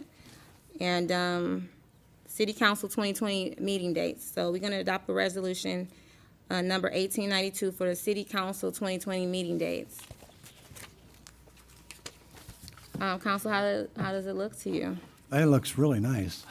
Yeah, I think the only amendment I ever suggest is for MML's Capital Conf, and it doesn't interact with our normal scheduled dates this time. No. So we don't even have to move a meeting. So that means that you want to make the motion then? Go ahead. Not? I'll move that we adopt resolution number 1892, establishing the 2020. It's weird still saying that, 2020 regular meeting schedule for the Eastpointe City Council in accordance with Section 5 of the Michigan Open Meetings Act, Public Act 267 and 1976. Support. Motion and supported. Please call the roll. Councilperson DeMonico? Yes. Councilperson Curley? Yes. Councilperson Lucido? Yes. Mayor Owens? Yes. Next item is the approval of options for onboarding and team building assistance for new city council, city manager, the leadership team, and 6-month review assistance. Mr. Cotton, please. Yes, this is a menu approach to how you might want to proceed to make sure that all of the newness gets fully on board in terms of a way that's mutually productive and beneficial for all of Eastpointe. So you have new city council members, you have a new city manager, you have a new economic development manager, you have fairly new leadership team members, at least 2 of them, 3 if you count a year ago. So there's options provided here, and I'll just summarize because you can read them yourself. There's 7 of them. there's two, number one and number two, which are no cost. You can use me while I'm here, if you'd like. Number 6 is a team synergy event that would include PSG Strategies, who accomplished the Colby analysis. There'd be the downside of that is there's another survey you might end up filling out online, but it's pretty productive. It would include both council and the staff, not the whole staff, but the leadership team. The second option, number 7, it's labeled there, is so there's 6 months of assistance to professionals that would come alongside both the team and the new manager, and then facilitate the evaluation with council, of course, being the governing body, but make sure the 6 months are as productive and useful and fit your needs as much as possible. So 1 and 2, I recommend at a minimum. 6 and 7, your option. There's other options there that are less expensive if you'd rather do that. Council? I think my initial thought is, well, for sure 1 and 2. Thank you, Mr. Cotton. 6 and 7, maybe we get Ms. Doom's input at least first before going forward. Because, yeah, I mean, so that's, up to $15,000 for number 6 and 7 combined. Yeah. Yeah, I'm fine with just approving 1 and 2 for right now. What about then, oh, sorry, go ahead. No, I'm sorry. I agree, 1 and 2, free. So Yeah. I'm going with 1 and 2. I think we worked with Mr. Cotton and we put goal-setting team together with staff and council. It worked out pretty well, and that was no cost to council. So as Mr. DeMonico said, we'll see what Mrs. Doom thinks about adding this. Even if she said, yeah, I probably wouldn't go with it, because I like to, I think putting our heads together worked in the past, so I don't think $15,000 would be beneficial right now. Yeah, I like 1 and 2 as well to start off with, and we might be amazed how smart we are after we take 1 and 2 too, without any cost. Okay, sounds like a motion on the table. What about the middle items? I guess, was anyone interested? middle 3, 4, 5, those are much cheaper options. Also, I don't know if Mr. Cotton, if you wanted to touch on any of those 3 then. Yeah, that would be up to roughly $2,500 depending, and it'd just be based on the amount of time involved. And once again, it's partly dependent on Ms. Doom and how much time is needed. It's basically revolves around executive coaching, and yeah, I would tailor it according to which option you prefer, or she prefers. And who will be doing this executive coaching that's in here? There's one option that is just, it says solo, and that would be me. There's one that says duo, and that would be Mark Wallenweber, who's known as a pillar of the city manager community in Southeast Michigan. Some of you are nodding your heads. He's from Grosse Pointe Shores. After, he must have had 40 years of experience. St. Clair Shores. I think he was interim in Ferndale and the manager of Huntington Woods, and I think I'm missing one. I've known Business to contract. What do you think about that? No, I totally agree. If I was still your employee under GovTemps, that's who I work for you now. But this assumes number 1 and 2 is unrelated to that. That's while I'm still here under GovTemps. These others assume that you want services next year, and I'm no longer participating as an interim manager. My service as interim manager is scheduled to end on December 18th. So this would be after that, so I don't see that there's a conflict, but I'll defer to the attorney. I don't, as long as you're not currently employed here, Mr. Cotton, in some other capacity, I don't believe there would be a conflict under those circumstances. I think if it was brought to council when he wasn't right now a manager, since it was brought to council as a manager, it is a conflict, because you're putting it in our minds that this is a good idea as manager and it's your business. So now. Madam Mayor, if you don't mind, I would prefer just doing 1 and 2 right now, and then waiting until we get a recommendation from our new city manager, and if she thinks this will be beneficial, then she can make that recommendation to us at that time. That way then it wouldn't be him recommending it either. well, we don't want it to Mr. be Sahn. based on, her Right. recommended. I want it to be based on research from council, from other people that do consulting as well. Right. Okay. Can I get a motion, please? Madam Mayor, I motion and authorize of a purchase order with PSG Strategies and Cotton Whitty and Associates LLC for the respective services if selected from the attached list number 1 and 2. Yeah, correction, no need for a purchase order in that case. Yeah. It'll just happen while I'm still on duty as gov temp. So just say number 1 and 2. I'll motion just to have Mr. Cotton proceed with number 1 and 2. Support. Motion and support. Can you call the roll, please? Councilperson Lucido? Yes. Councilperson DeMonico? Yes. Councilperson Curley? Yes. Mayor Owens? Yes. Next item on the agenda, item E, introduction and first reading of ordinance number 1179, amend Chapter 8, Animals, Article 1 in general. So, I think the animal control, how are you? Did you want to speak further on these two items that have something to do with, animal control or anything? I know you talked about it last time. So please introduce yourself again, please. I'm Brian Pyler. I'm the animal control officer for the city of Eastpointe. The main goal here with the animal ordinance revisions is the welfare of the animals. We see a lot, I see a lot when I'm out on the road of neglected, abused, it's too common. Things in this in the city of Eastpointe have not been updated in the animal control field, which is the main purpose of this. But it would no longer allow the housing of outside dogs. You get a dog as a family member; it's a companion. They're companion animals. They shouldn't be kept outside.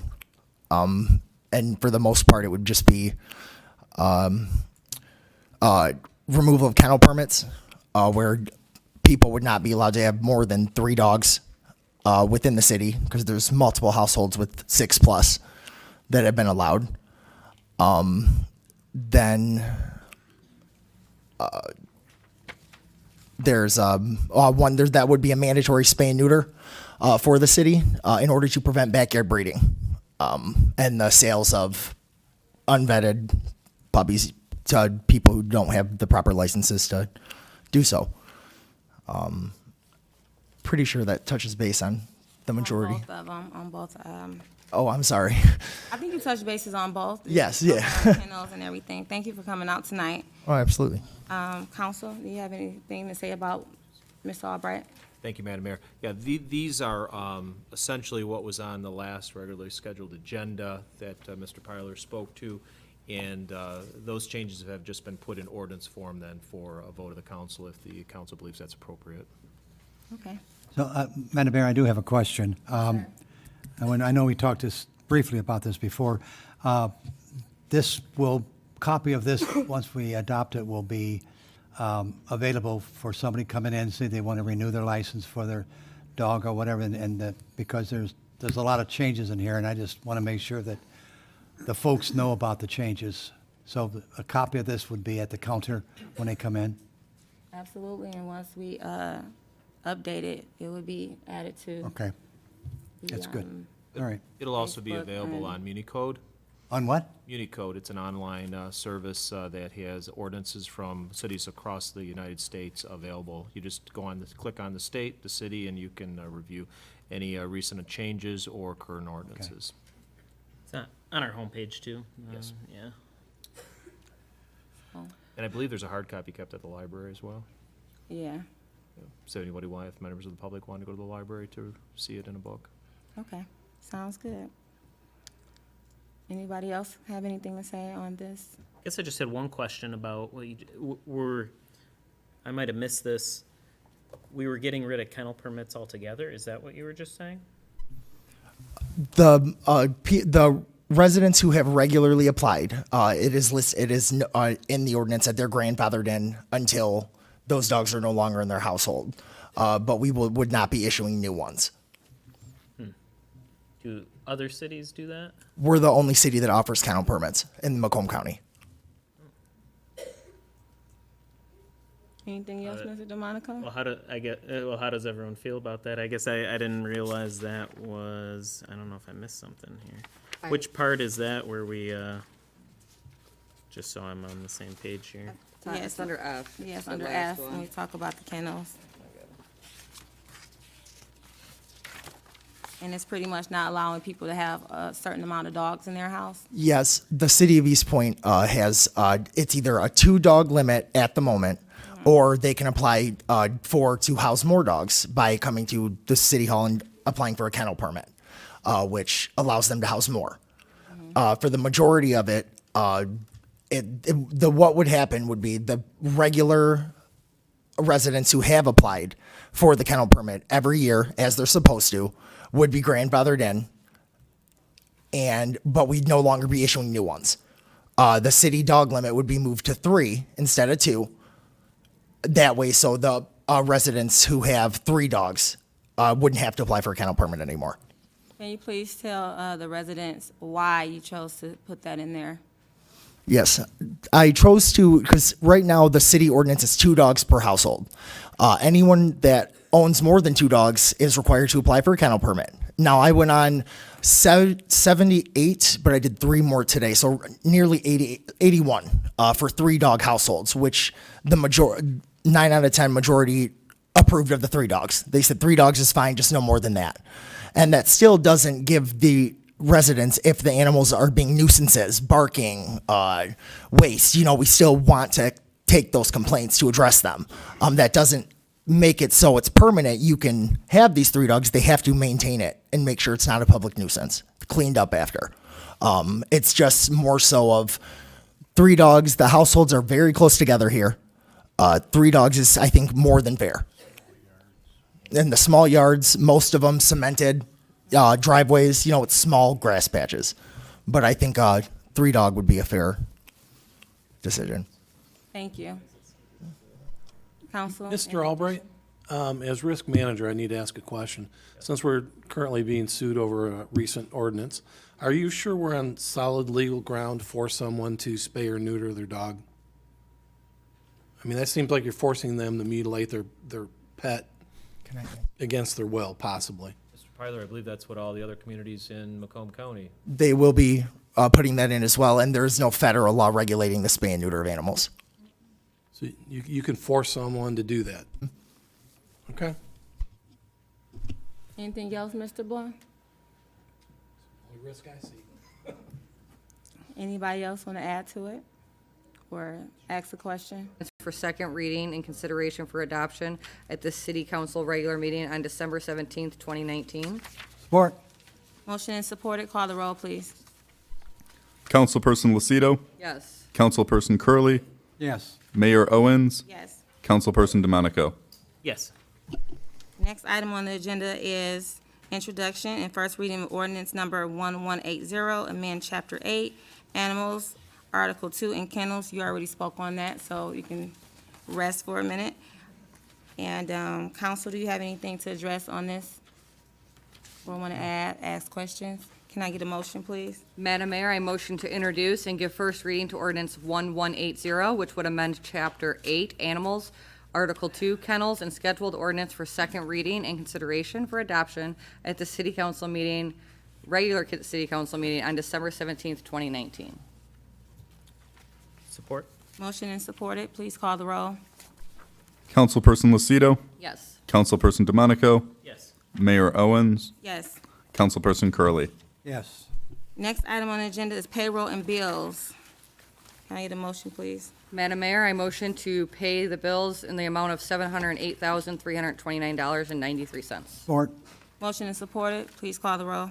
Councilperson Lucido, Yes. Councilperson Curley, Yes. Councilperson DeMonico, Yes. Mayor Owens. Yes. Next item on the agenda is the hearing of the public, and we are opening it up for the second time. Please step up, say your name, where you live, and also you get 3 minutes. Good evening, Mayor Owens, Council, Gary Sasick, 23796 Roxanne Avenue, Eastpointe, Michigan, and also Chairman of the Eastpointe Parks Commission. I just wanted to make Council and the community aware that tomorrow we will be sending out flyers to the residents that are bordering Topher on the south side, Gratiot on the west side, Agnes and Collinson to the south, and Beechwood to the west, to inform them that we are exploring putting in a 2 to 5 year old and 5 to 12-year-old playscape at Getz Park. This is a park that's been ignored for years. The south end of the city has not had a park, and we're looking forward to moving forward with this project for them. With the master plan in place, we'll be able to start addressing other issues, and as well as we can now start exploring other needs within the city. And I just wanted to make you aware that we will be having a public meeting for that area of the community next Wednesday night here at City Hall, and we will have areas to show them projected playscapes, and we're going to ask for community input as to what they would like to see go into that park.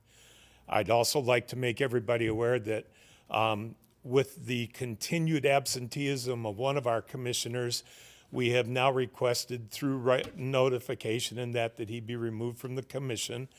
And I want to congratulate Rob Baker on his appointment to City Council, but we've also lost another commission member, so we are now short 2 commission members, and anybody that would like to apply, please see somebody here at City Hall, and hopefully we can get our commission up and running again at a full commission. Thank you. Thank you so much for the service you have done. Thank you. Hooray for you. Mayor, I think, Mr. Sasek, there's also a public hearing, I believe, on the Getz property for the CBG grant on Friday, the 13th at 9 a.m. Okay. That's going to be a conflict for me. I'm sorry. I'll get with Mr. Marucci. I do have a previous commitment all day for that day. Okay, well, you'll get with Mr. Marucci. We're going to continue with the hearing of the public, please. Good evening, Madam Mayor and City Council. I come to you with the issue. My name is Ms. Gladney on Michael Avenue.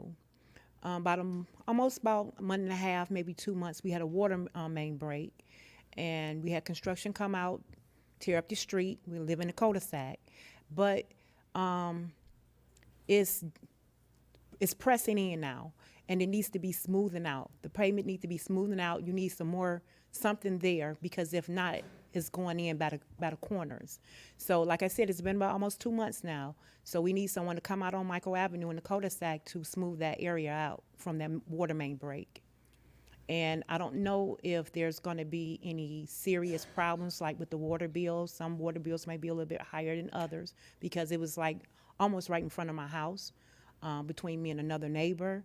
So, I mean, I don't know if City Council will be willing to check into that far as how long that water was running, because I'm quite sure we're being charged for it, because the last time I seen my water bill was pretty high. Thank you. Can you leave the address and things like that with Ms. Lentz? Yes, So we I can will. follow up with that? Yes. And thank you. Anybody else would like to speak?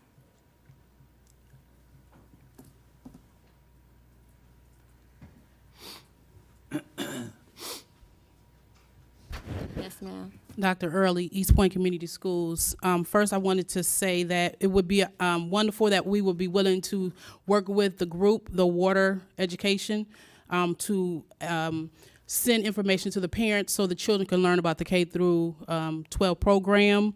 Also, I'm sorry, I took notes. Oh, the swimming. It is we have in place at the high school where you can come and swim. In order to find lifeguards, it will be advantageous to look at like the Boys and Girls Clubs, because they already have lifeguards in place, and so they may be an avenue to get other lifeguards to come to our area and work. Yeah, those are my 2 things. Thank you. Thank you. Please.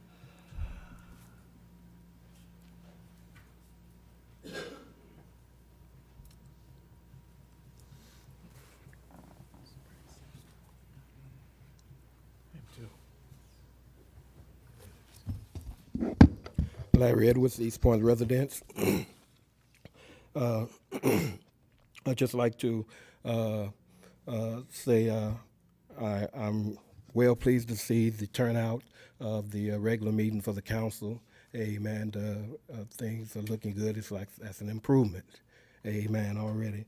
But I'd like to also commend the city on the work that was done today on the street that I live on, which is a cul-de-sac that's been being neglected in the past for years. We had things done when we had Eastpointe police there. He made sure things were done, but since he's moved out of Eastpointe, things have been left unattention. But today I looked out and noticed that there was actually a truck that runs along the curve and moved the leaves and what have you, and that's a real plus for us on the cul-de-sac because there is a lot of leaves, a lot of trees, and what have you. And on the last previous meeting, I'd already addressed in regard to the streets that need to be done over in that area. But I also like to have a concern as well and not forget about the lighting. There is a great need for lighting situation here in the city of Eastpointe. I don't know is it due to if all of it is due to the need to be updated lighting situations with the new LEDs and so on and so on, but it's very dim, very dark on a lot of streets. I love going outside of City Hall and look how bright the lights are almost at night. It's almost like daylight. That's wonderful. I like to see that on my street as well and what have you. And so in regards to the animal control situation, I hope you have made an improvement of purchasing or obtaining more animal cages.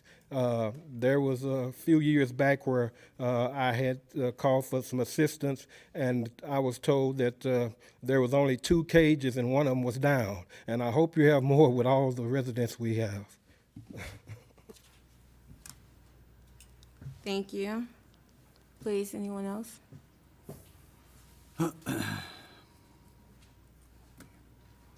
My name is Roia Epps. I am a resident of 22117. A clarity question regarding the animal control ordinance. I just wanted to know would it be specific or unique to the breed or type of dog? Say, like, for example, can somebody have 3 pit bulls? Could they be, I'm also a volunteer with the American Constitution Society and the American Civil Liberties Union. And as you are aware, in 2016, the ACLU sued the city of Eastpointe because of the cash bail issue, where poor citizens were being imprisoned because they could not afford cash bail. I think as an option, when city council is talking about possibly with these mass mailings that Councilwoman Lucido brings up, I think, yes, it would be expensive. In lieu of that, if there could be community service for someone who possibly cannot afford restitution, who has a misdemeanor offense, a small nonviolent offense, but they have to pay some form of restitution, perhaps have as an option that those individuals could do the mass mailing by foot as a part of community service. Approximately 55% of the country, so the last Census Bureau said approximately 55% of the country is led by single parents, single women. So the vast majority of individuals are low income, middle to low income. So the resources and money that is not there, I think that we need to take advantage of things that you can at the city level when you're trying to save money, perhaps to looking at other alternatives when the city is trying to do things like mass mailings, things like that as a community service alternative. Because I'm sure somebody would much rather drop off a mailing about updates than spend the night in jail. Thank you. Anybody else who'd like to speak? Anybody else?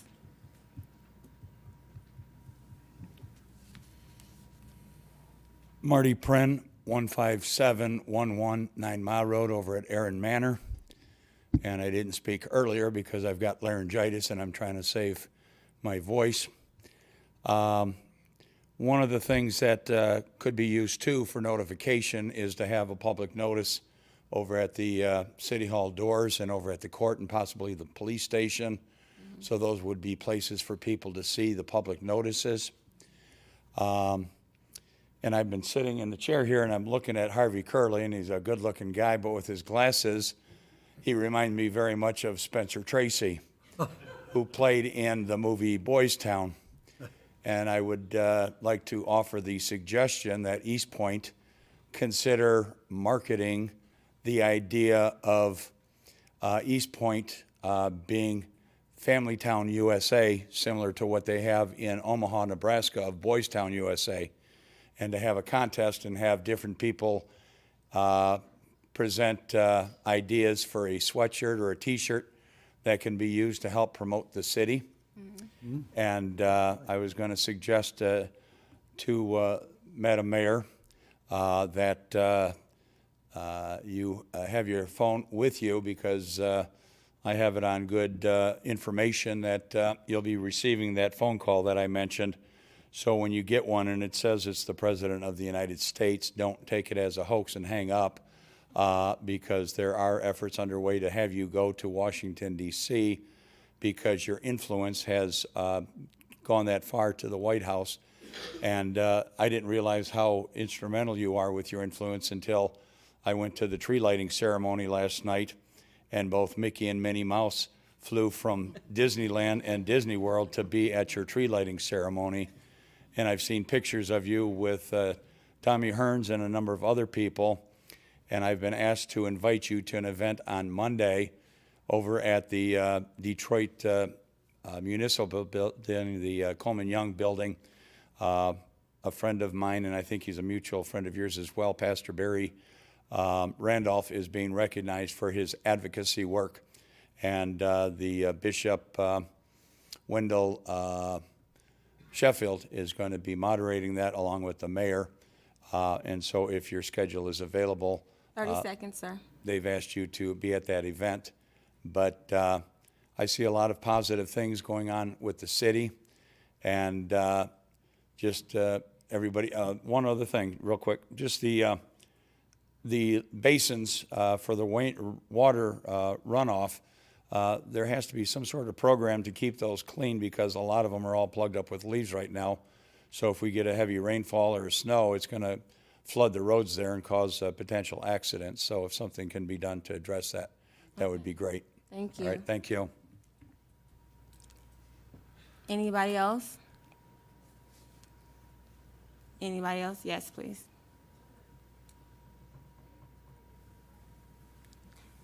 Just to make sure, Ms. Gladney, before you go back up there, is it one person per hearing of the public, so you can't get back? I'm sorry? It is, Madam Mayor. You only get to speak one time. Robert's rules. I just got done reading it a couple times, so. But I wanted to make sure, so I didn't have to send you away. So, anybody else? But if you have an additional question, if you want to talk to council after or leave something with Linda, that's fine too. Anybody else? Seeing none, hearing of the public is closed. Now we're going to go to mayor and council reports, starting with Councilman DeMonico. Thank you, Madam Mayor. So of course, as you've all seen, lots of exciting things going on in the city. New council member, Mr. Rob Baker, new city manager, Miss Elke Doom, new economic development manager, Miss Kim, and let's see, I think, hopefully if I missed you, sorry if anyone else is very new in the city. And I have a board and commission app, since we do have 2 openings, as Mr. Sasek said, since we just stole one of his from the commission. I'll leave that right here, so just come take it after the meeting. There's other commissions too besides the Parks Commission, and it's got the whole list is on it, so check off whichever you're interested in joining. Hope everyone had a good Thanksgiving, and hope everyone enjoyed the tree lighting if they're out. If you weren't, come out next year. As I said, we bring in Mickey and Minnie from Disney. Santa from the North Pole, just all over the world. So I think that's all I had, Madam Mayor. Thanks. Councilman Curley. Thank you. Beaumont Hospital, as some of you may know, and I think it's each night at 8 o'clock. It's called Moonbeam Dreams, and you go there with a flashlight. I'm going to get choked up. you go there with a flashlight, and at 8 o'clock, the 200 or 300 people, literally, that are there, shine their flashlight up to the floor where the kids are, where the children are. And parking is a premium over there, but if you get there early, I would like to see everybody go there. Like I say, it's 200 or 300 people every night that go there with their flashlights, and some of the kids shine their flashlights down on us. Our church is going over there on Wednesday, and but it's exciting, and you know, you feel good after you do that, because you feel good because you're doing something not for yourself, but for the kids. And at this time of the year, that's the last place that we want to see our children, isn't it? So if you got some time, you can check on the, what do you call that, the Facebook or whatever, I don't know. I think it's, I'm not sure if it's every night, so I don't want to send you over there on a Thursday night but we're going on Wednesday. But check it out. If you get cold, so what? Just get your flashlight, make sure the batteries are fresh, and go over there, because you don't know, you just don't know how many kids you're going to make happy. Thank you, Mr. Curley. Councilwoman Lucido, please.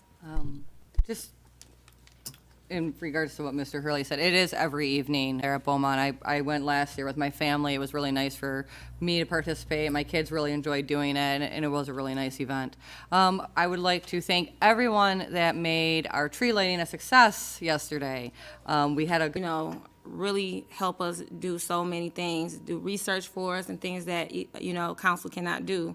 So please, we have all these commissions coming up, those 9-10 people that wanted to be a council person, please, I would like you to fill these positions, because we still need your help. And also, saying that Mr. Edwards talked about the lighting in Eastpointe, I believe I talked to director about doing a analysis of different parts of Eastpointe when I was, of course, when I was campaigning, I noticed a lot of things. And one was a lot of areas were very dark.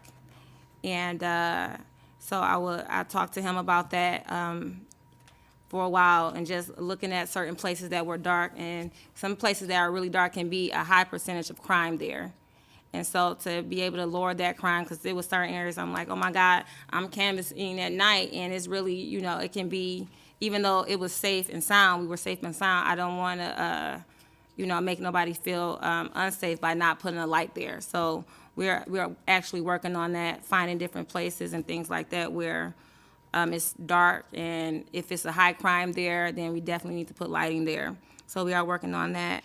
Also, I believe you talked about the pit bulls, the animal control. Yeah, did you talk to them afterwards? Yeah. Did you want to address it a little bit right now so everyone can hear about the 3 pit bulls she asked about? Yes, absolutely. So the city of Eastpointe does not have a breed-specific ban. So it can be 3 of any breed. However, that does not mean if they're vicious, if they're, not like family-oriented animals. That's what I encourage to be reported, so then I know and I can address the situations. But I won't know unless, you guys seem, more than I do. If you notice any sort of aggressive behavior, you don't feel safe, but there has to be also probable reasoning for it. It can't just be you hear about these pit bull breeds, but what is that actually going on that's making anyone feel unsafe? Also, you spoke about the laws and things like that. Now, one thing, again, Mr. Director Mr. Director, which one is it, Hib or he? Because I always get it wrong. You just say, call you George. So I see why, because I always get it wrong. I apologize. But he has been working on, me and council, also Mr. Albright, been working on decriminalizing the laws so people don't get to the point where they're at the courtroom. So I think we did a couple of those already, and giving fines instead of misdemeanors. So you're absolutely right, and that's why I would like you to be part of seeing some of those things and helping councils oversee those things. You are in law, so whatever you see, whether you're up here or not, you're still part of the community. Please help us, go forward with certain things that you see. please do that. Thank you for bringing that up. Also, you talked about the T-shirts. I think when me and council went to Donna's, Donna had a shirt that said Donna versus everybody. And it was so cute. And I was like, we should just do something like T-shirts as well. We even said Eastpointe versus everybody, but we was like, no, we want to take Detroit's logo or theme. We want to do our own. So I think that would be a good idea to have, shirts to represent your city and probably raise some money doing that and go to, organization in Eastpointe or something like that. So that's something that, we can talk about going forward. And also, you talked about the water and certain things and it's building up. That's why that young lady was here talking about the watershed and water towns, which helps decrease that and saves us a lot of money. So you probably want to talk to her some more about it. It's included, we paid for it, so why not? And I just want to thank everybody again for coming out and helping us with the process. All the candidates that came out, you were amazing. You're so amazing, I want you to join the commission. That's how amazing you are. And continue to be part of the community. And also, when you come out, please keep coming out and invite a neighbor, invite a friend. And we're going to end it. I think that's all I have for tonight. It was a good council meeting. And can I get a motion to adjourn? So moved. Support? Motion and supported. Call the roll. Councilperson Curley, Yes? Councilperson DeMonico, Yes. Councilperson Lucido, Yes. Mayor Owens. Yes, meeting adjourned. Have